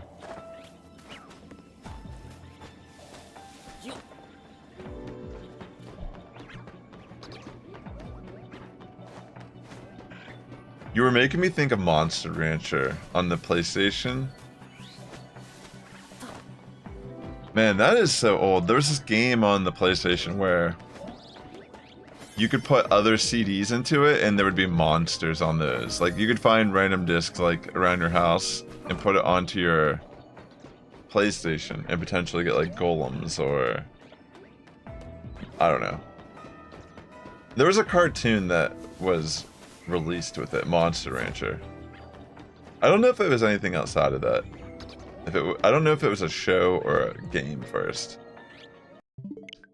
But that was such a cool, like, the 90s and the early 2000s had such interesting applications of technology.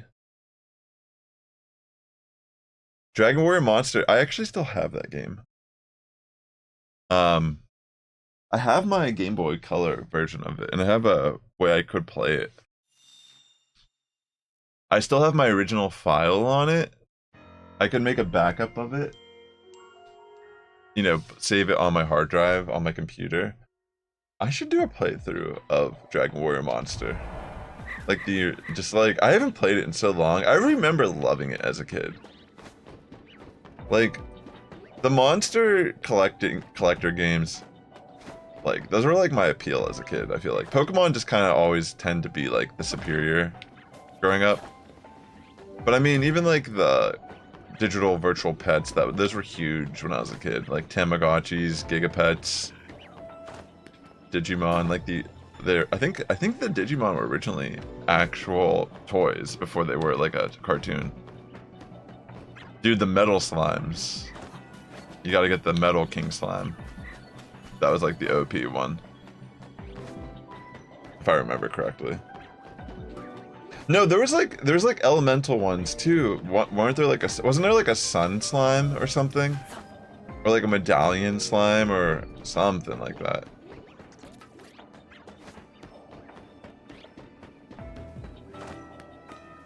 Dude, honestly, I might have to do that, because playing a retro game would be pretty sick. I think graphically, there's something very pleasing about the aesthetic of a Game Boy.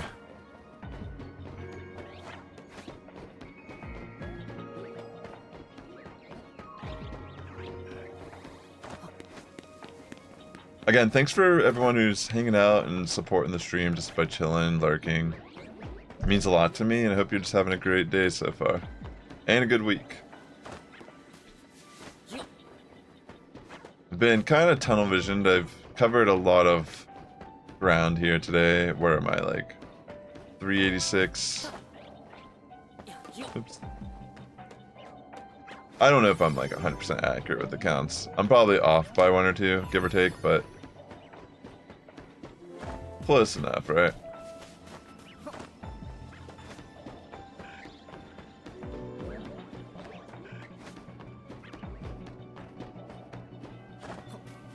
Dude, I've been rocking, like, I've been like rocking McDonald's coffee lately. On my app, it only costs $1 to get a large coffee. And I mean, granted, it's like, just make it, which I do occasionally, but it's just so convenient when I'm like out and about to get a $1 coffee. And that's like all I'm getting is a coffee. Sometimes if I'm early enough for breakfast though, there's like a $2 breakfast sandwich. I feel like I'm getting hungry, that's why I'm talking about this. I feel like it's like I've kind of gotten past the point of like, I'm just data to all my apps that are free or give me free stuff. Like I'm just data to them. They're like, they're benefiting off of my being on my phone somehow. I don't even care anymore what it is. But I'm just, like I have all these apps even just for scanning receipts these days where I get like points towards literal money. It's like all these layers of just like things I've like adapted to like just pinch dollars and pennies over time.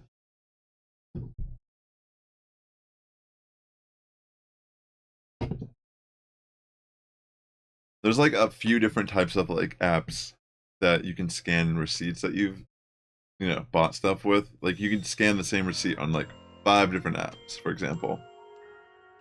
And then they just all generate like some sort of like they're all functioning differently, but like one of them is called like, I think it's called Coin. Was it Coinbase? I don't even remember. No, I think that's like the thing in person. Coined Out, I think it's what it's called. Like, it's crazy. Like, it's layering all this stuff. The stream, yeah, I don't know. Speaking of sponsors, I was watching this sponsor video. Like, no, it wasn't even a sponsor video. It was talking about Raycon. Like, this guy talking about the quality of Raycon. And it is kind of interesting because, or like, you know, a lot of these like influencer sponsors, like Magic Spoon, they don't have organic growth. There's no like you never hear about these products outside of the influencer space. So are they actually good? And like majority of the time, no, they're not. They're just like kind of scams. Like Magic Spoon, that cereal, is definitely a scam. It's like $9 for like a box of like, I think it's like not even like, it's like 7 ounces of food or something. Like I don't remember exactly, but it's like How's that worth it? It can't be. And Raycon quality of like headphones and such is like not, from what I've seen, it's just not really good. Like you could get like a better deal off of like JBL or something. But yeah, I mean, I've never played Raid Shadow Legends.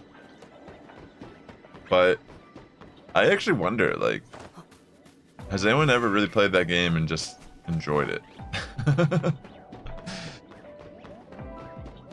Like, legitimately. Like, that's like their go-to game.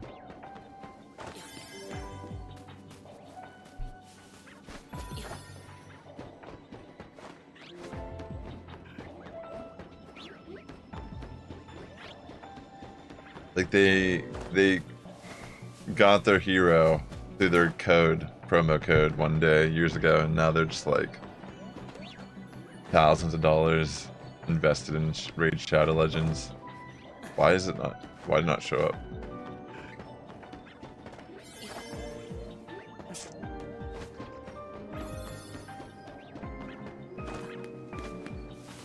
Interesting. Yeah, I do think Pokemon Go is pretty bad. I actually reposted, like, I've been trying to, like, I posted some shorts on my main channel to try to, like, of, like, older videos I made. One of them was XL Candy, just, like, a clip of my little, like, I don't know what you call it, like, a documentary about XL Candy, like, how it ruined Pokemon Go. I just put, like, a little clip of it, and it, like, has been getting a lot of traction on TikTok and on YouTube, and someone on TikTok commented on it, like, how the XL Candy was designed to be intentionally difficult, to make the grind longer, and to allow people to, like, flex their Pokemon. And it was just so ironic, because, you know, obviously they didn't watch my video. They just saw the little clip. And they didn't understand I'm just showing them, like, a small clip of, like, an argument I'm making. And I just felt like it was very interesting how, like, they were essentially, like, proving my point. Like,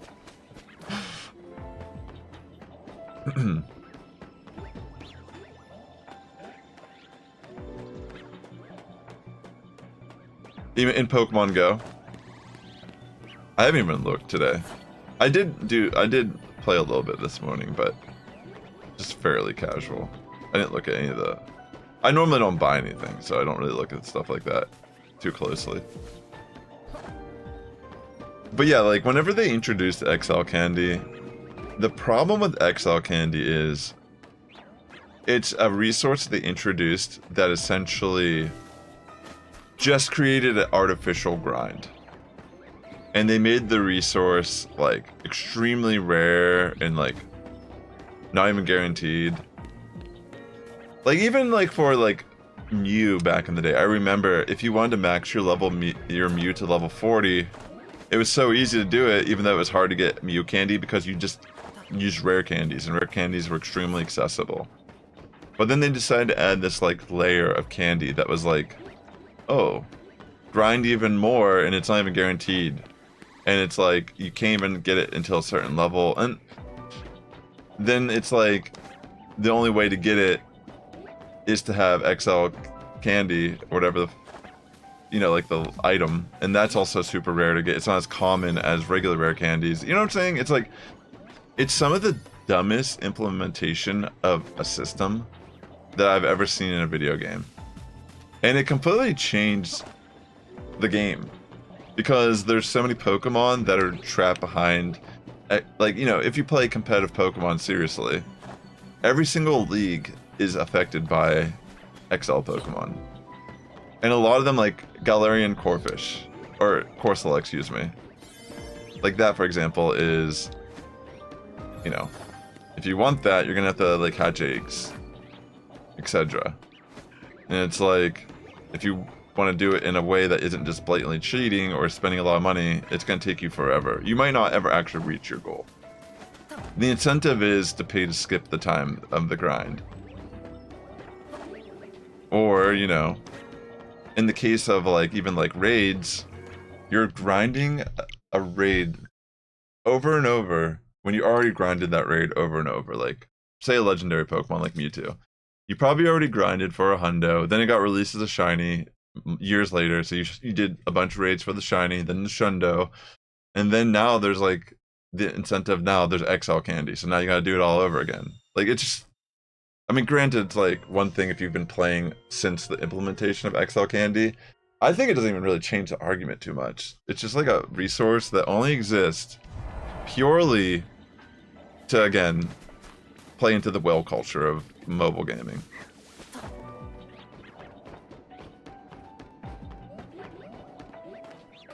Yeah, like they've done stuff over the years to make XL candy more accessible and common, but it's still not. Like, realistically. And like, again, like, I'm not trying to judge any person for how they spend their money. That's not the point of what I'm saying. Like, you're an adult. I don't care what you do. You not spending money, me not spending money, clearly won't make a difference. But like, it's very fascinating, like, to me personally, because it's like, imagine how much money, like, I was gonna ask this person originally, like, how much money have you spent on the game? Because they were trying to show me, like, their, like, restroom, like, their fused Pokemon, like, I've maxed these all out, see? Like, there's someone who doesn't know me. You know what I mean? Like, I'm not, like, a new player. I'm not, like, some casual Pokemon Go player. Like, I am nowadays. But, like, I went hardcore for years. I've hit, you know what I mean? I've even played competitively pretty seriously. Like, grassroots and, like, hit Legend and GBL multiple times. So my perspective, I feel like, really is from a place of, like, you know, I've played the game so much, I understand it. I understand what they're doing. But it's, like, not necessarily, like, I don't know. The main reason why I reposted it was because I saw they added that Mega Energy, like, the Mega Energy update creates a new premium resource. Like, they've already done with, like, Max Particles, where it's like, now you gotta raid all these, like, they created a new system within a system. Like, the Dynamax system is, like, a fully functional thing that just exists within Pokemon Go. You know? That just, like, on some level, it still, like, exists within the same game. Like, you can still use your, like, Krabby and Go Battle League, that's Dynamax or whatever, if you really wanted to. But it's not like you can Dynamax it, or Gigantamax it, and actually take advantage of, like, that form outside of, like, the actual designated system that was meant for you to grind it and keep spending money and time on it. That's why it's so weird. And, like, the Mega Evolution system in general, ironically, is kind of pointless. And, like, the one thing that kind of made it, like, somewhat useful was, oh, you can get, like, bonus XL candy if you have the level 3 version. But that whole grind only exists superficially because they created it that way. Do you know what I'm trying to say? It's like they created a problem that didn't exist to solve a problem that didn't exist until they created the problem. So it's like they created these systems to support the problem that they created by making them in the first place. So it's like kind of just bad.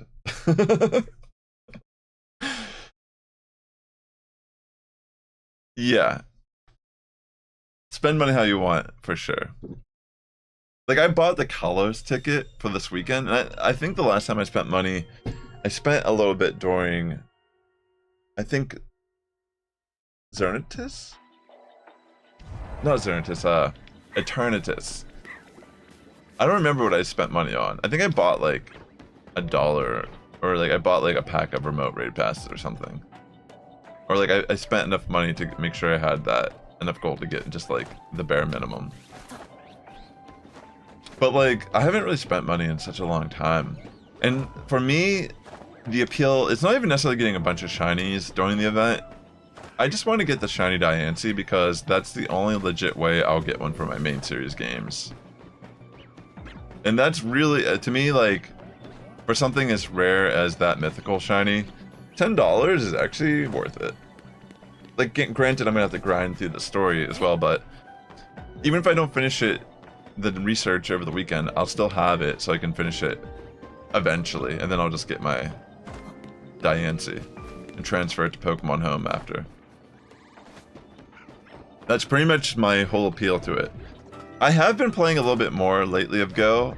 And I will admit that since there's a route near me that I can do daily, and I have been doing it to get the Zygarde cells, but like I saw that there's like a bonus pass where I can get a Hoopa and Zygarde XL candy, and I was looking at that, I'm like, dude, that is so appealing because, you know, you're paying not to do the grind, essentially. Like, it's like way more convenient just to spend my hard-earned money because my time is more valuable than that.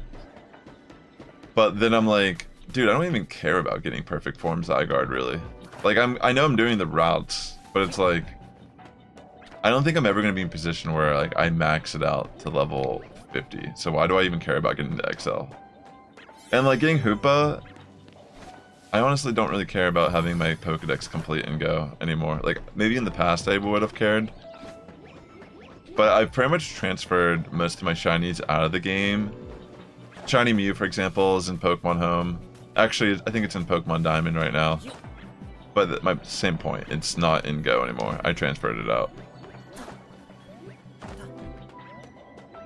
Every single mythical shiny I've ever caught has left Go and gone to Home. Because I just think they're just better off there.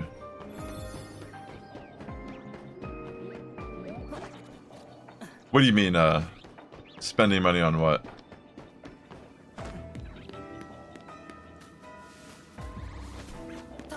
You mean like on the event to get Diancie?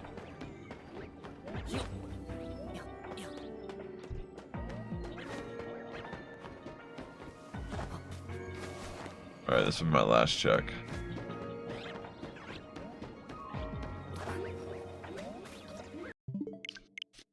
Okay, no luck yet.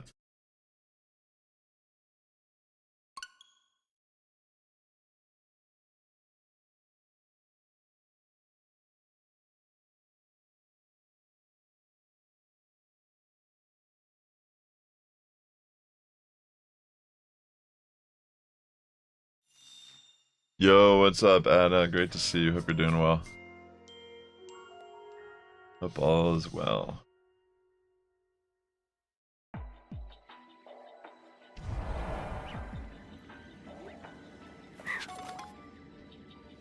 Well, yeah, but that's what I'm trying to say is, like, time is money. Like, think of it this way. If it took me how many weeks to get that much XL candy, and I had to dedicate me actually, like, doing something to make the XL candy go up, that time could have been spent me doing something else that, you know, maybe even consequently is, like, a second job, or whatever. Or even my primary job. I think, like, ultimately, when you're paying for time, it's worth it. Because, like, almost in a way, you can look at your time as, like, how much you get paid at your job. Like, hourly. Like, if you make a certain amount of money an hour, and it takes you an hour to make that much money, that's how you can maybe justify it in your brain. Like, oh, I'm gonna go get lunch today for $12. Like, well, that will equate, like, point something hours for me to get that money back. Or make it worth the money they'll spend for the convenience aspect of it. Yeah, no one likes pay to win at all. That's what I was trying to say, is I almost got, like, compelled to spend more money on Go. Because I bought the Kalos ticket to get the shiny Diancie. But I noticed that there's, like, a deluxe pass that if you do it, you can get a Hoopa and a bunch of XL candy for Zygarde. But then I'm like, even if it's worth it, I personally probably will never have that goal of completing Zygarde like that in the game. So I feel like it's probably just pointless for me to... Like, I mean, the Zygarde cells, like, I don't know.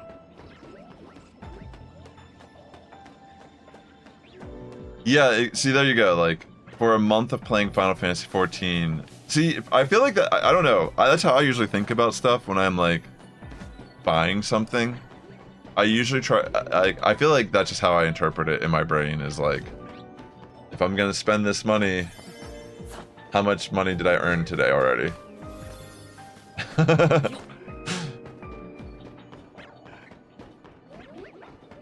Yeah. for sure, like, I mean, you can still play Go free to play, but I understand 100%. Like, maybe once you start not caring, it just kind of like escalates.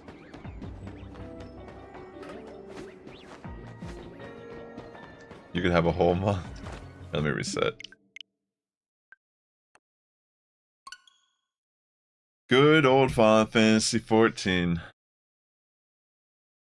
It's true, yeah. And that's what I'm trying to say is like, I'm not even 100%ing my decks anymore. And I almost felt compelled to get a Hoopa. But then I'm like, I don't need Hoopa. I have Hoopa in home.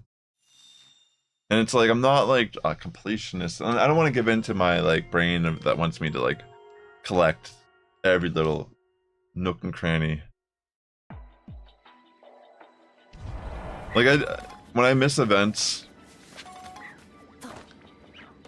like try not to like let it bother me or care too much about like mystery gifts or something like that.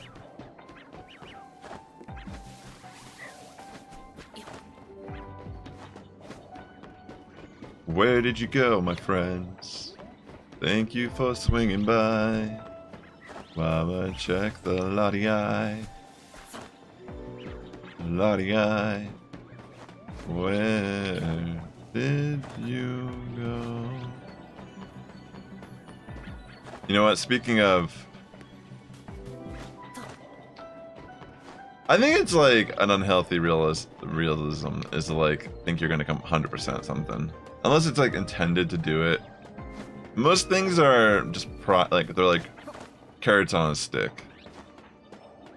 Yeah, I bet there is too much to manage.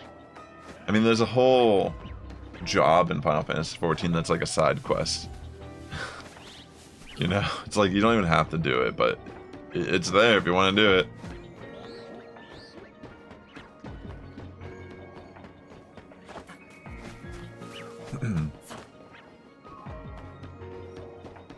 And it's like, you're not really like, from what I understand, right, like there's really no benefits to doing it. Aside like just to do it. Like you can't join a party as a blue mage.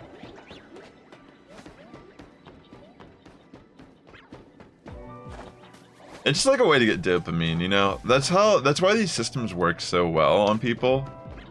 It's the repetition of it and the dopamine that we get when we complete it. Like, I mean, look at me right now, like somehow my brain has told myself this will be how I spend my afternoon.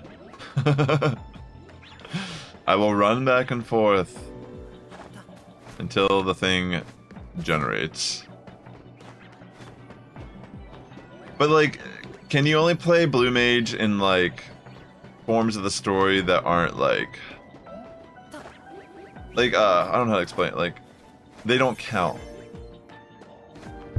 Like you can't play it in PvP if I'm not mistaken. You can't play it in a queue for a normal raid or dungeon.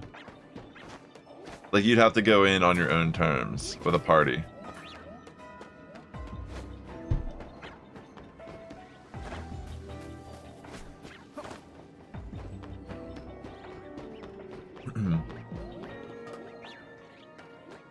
You know, I was actually gonna go to Dunkin' today.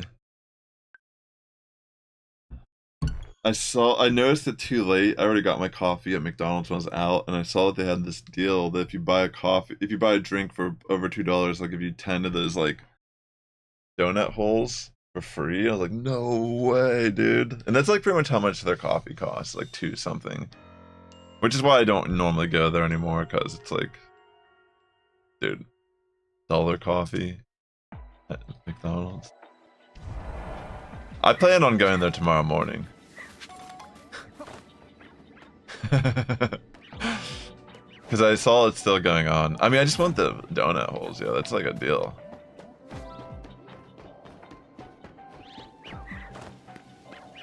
I don't normally eat sweets, so, you know, gets me a little excited.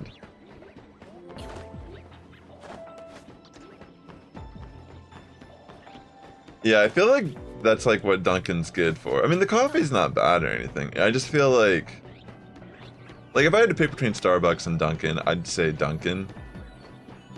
At least for the coffee. Because I drink my coffee black anyways, I'm not doing anything special.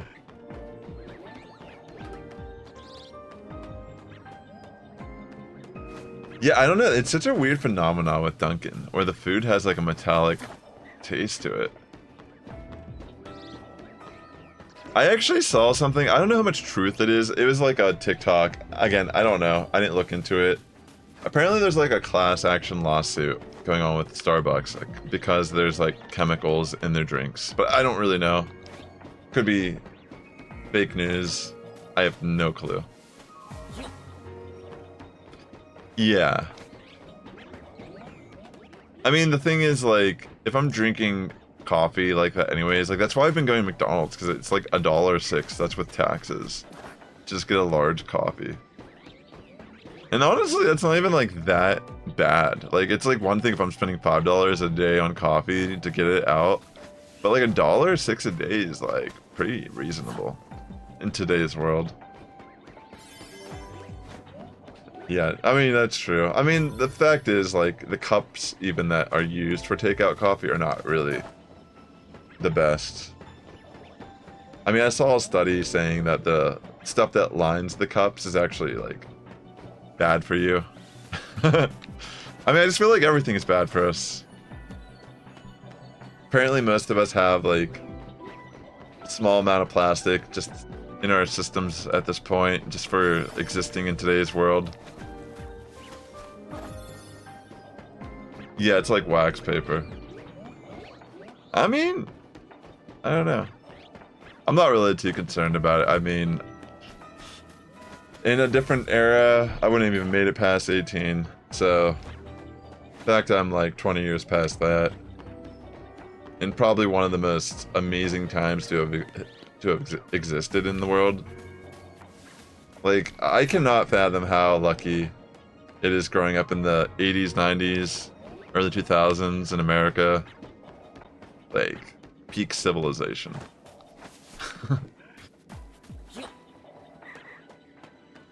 We may have reached the peak. It's just going down. Who knows, though? We've reached the total... I mean, AI is kind of scary, though. AI scary. Just because, like, it might displace a lot of jobs. And if it does, what happens with the people that are angry and upset? Yeah, I've been seeing that there's like a lot of cases of cancer and younger. It scares me, yo, because like even like my phone, I'm not perfect, you know, I'm flawed. I'm nowhere near like a virtuous person. But like, I mean, I'm not saying I don't have virtues, I'm just saying like I'm not better than anyone, that's for sure. But like, my habits of using my phone, I feel like have changed a lot over the years, and I also feel like they're not really that great still. Like, I try to stay away from a phone when it's on charger, for example. I try not to sleep next to my phone if I can avoid it, because I know there's so many times where I'm watching something or I'm doom scrolling and I pass out and it's like laying right next to my head or something. I just try to avoid all these little things that may have some side effects later on down the line. I don't really know. But I mean, phones in general are still relatively new. Like, the technology we're integrating in our daily lives and how close they are to us all the time. Yeah, my phone's my alarm too. You know what's very interesting is, like, I don't normally use an alarm to wake up as much as I just use an alarm for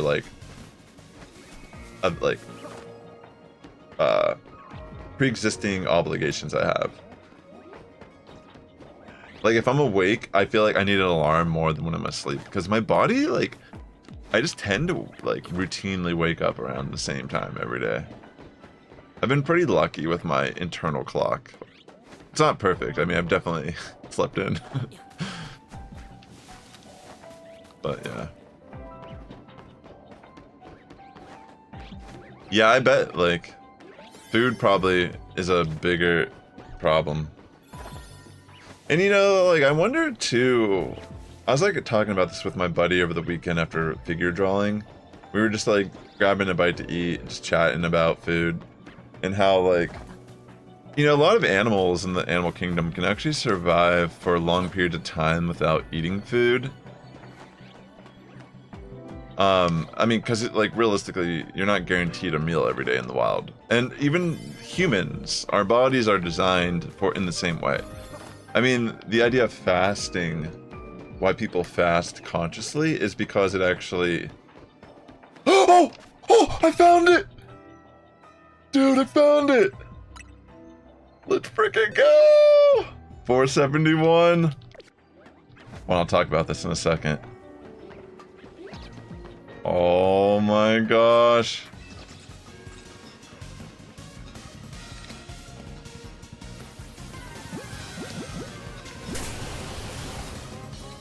Yo, Maria on fire, thank you so much for the raid. Perfect timing. Catch it. Yo, perfect. I just found it. This is my first attempt on it. Here. I saved in front of it, so I'll just reset if anything. Thank you so much for the raid. Shout out to Maria's on fire. I really appreciate the raid. Hope everyone in your community is doing well. Wish me luck on... Oh, no. Crap, I'm gonna have to reset it. It's okay. I saved, so I'll get another chance at it. I don't know what ball I want to catch it in. I just started throwing a love ball at it. I didn't have one in mind. Really appreciate that. Is the Nightbot not working at all? I feel like the Nightbot might be broke.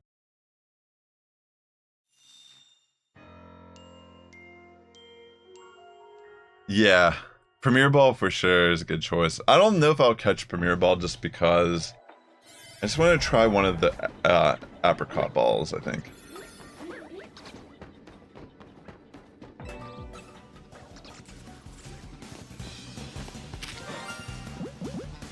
Back. Okay. I need to get the back throw. Nice! There it is. Yo. That actually wasn't too bad. I was sitting here about to talk about fasting and what it does to your body. That's what happens. The most random conversations are being had. Dude.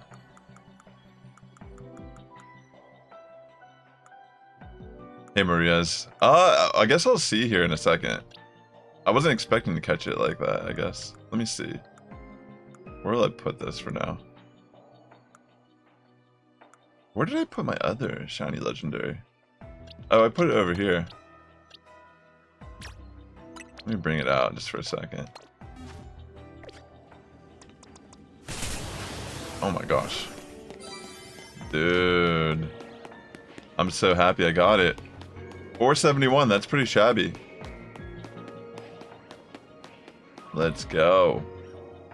Let's get out of here. I mean, I do have, I'll probably do a special scan real quick and see what's around me. Because I have one that I can do now that I completed this.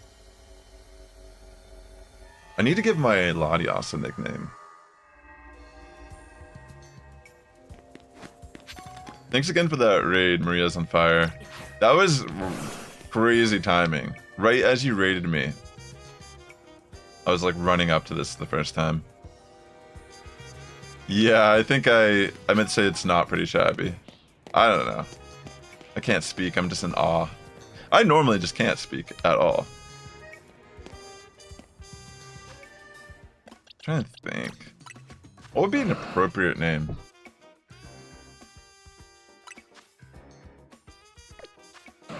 Like what does this make us think of?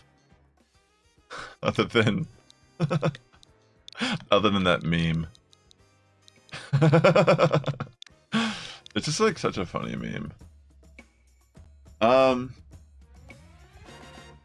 No, I still have Latios and Virizion. I gotta shiny hunt. And then I gotta catch the mythicals. And then technically all the side quests if I really wanted to, but Bad Bunny, but wouldn't that be Latios if it was? How about... I should name it like Boeing.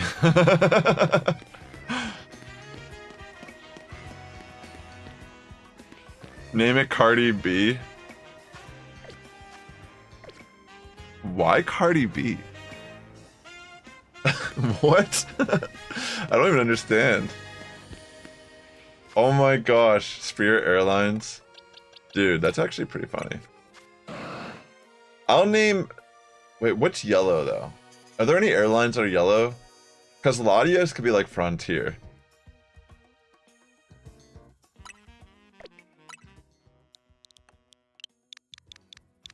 I don't know. I'll just put Spirit. Just because I can't really think of any other airlines.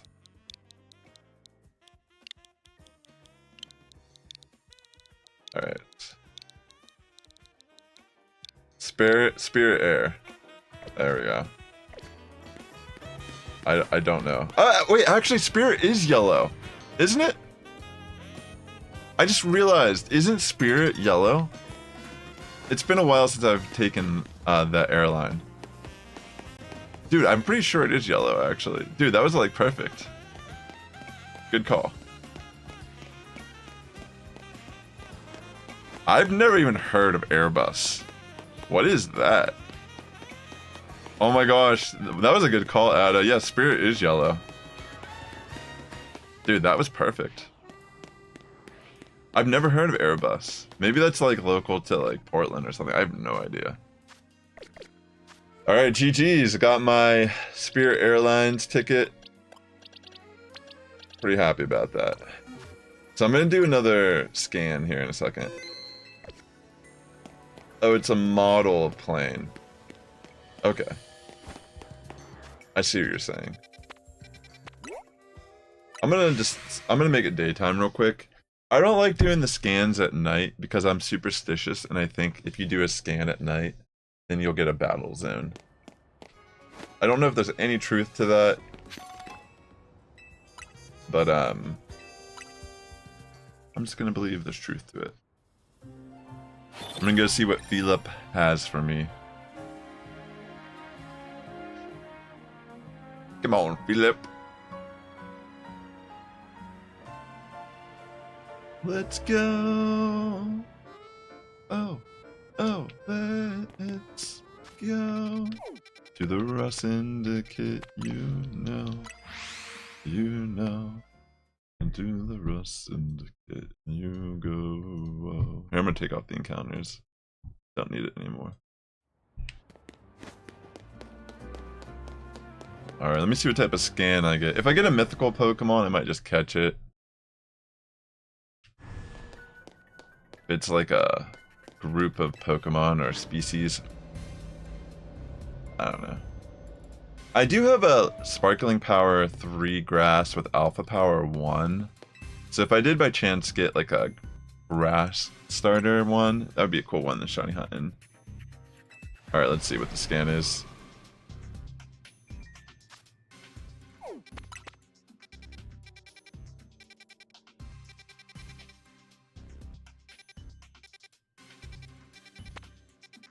Aww, it is a battle zone. Dang it. Alright, well that doesn't matter. That's so funny. I was trying to avoid getting that. I guess it doesn't make a difference. I don't really know. It's all superstition at the end of the day, maybe. Alright, well. I think I'll probably just end the stream here. Just so we can have this as like a clean ending to the shiny hunt. But thanks for tuning in today, ladies and gentlemen. Very happy to get my shiny Latina. And with that being said, Sass Squad's getting stronger each and every day. You have a good morning, evening, afternoon for tuning in, and I'll catch you in the next one. Really appreciate you swinging by for a bit, and take care for now. Peace out. Bye-bye.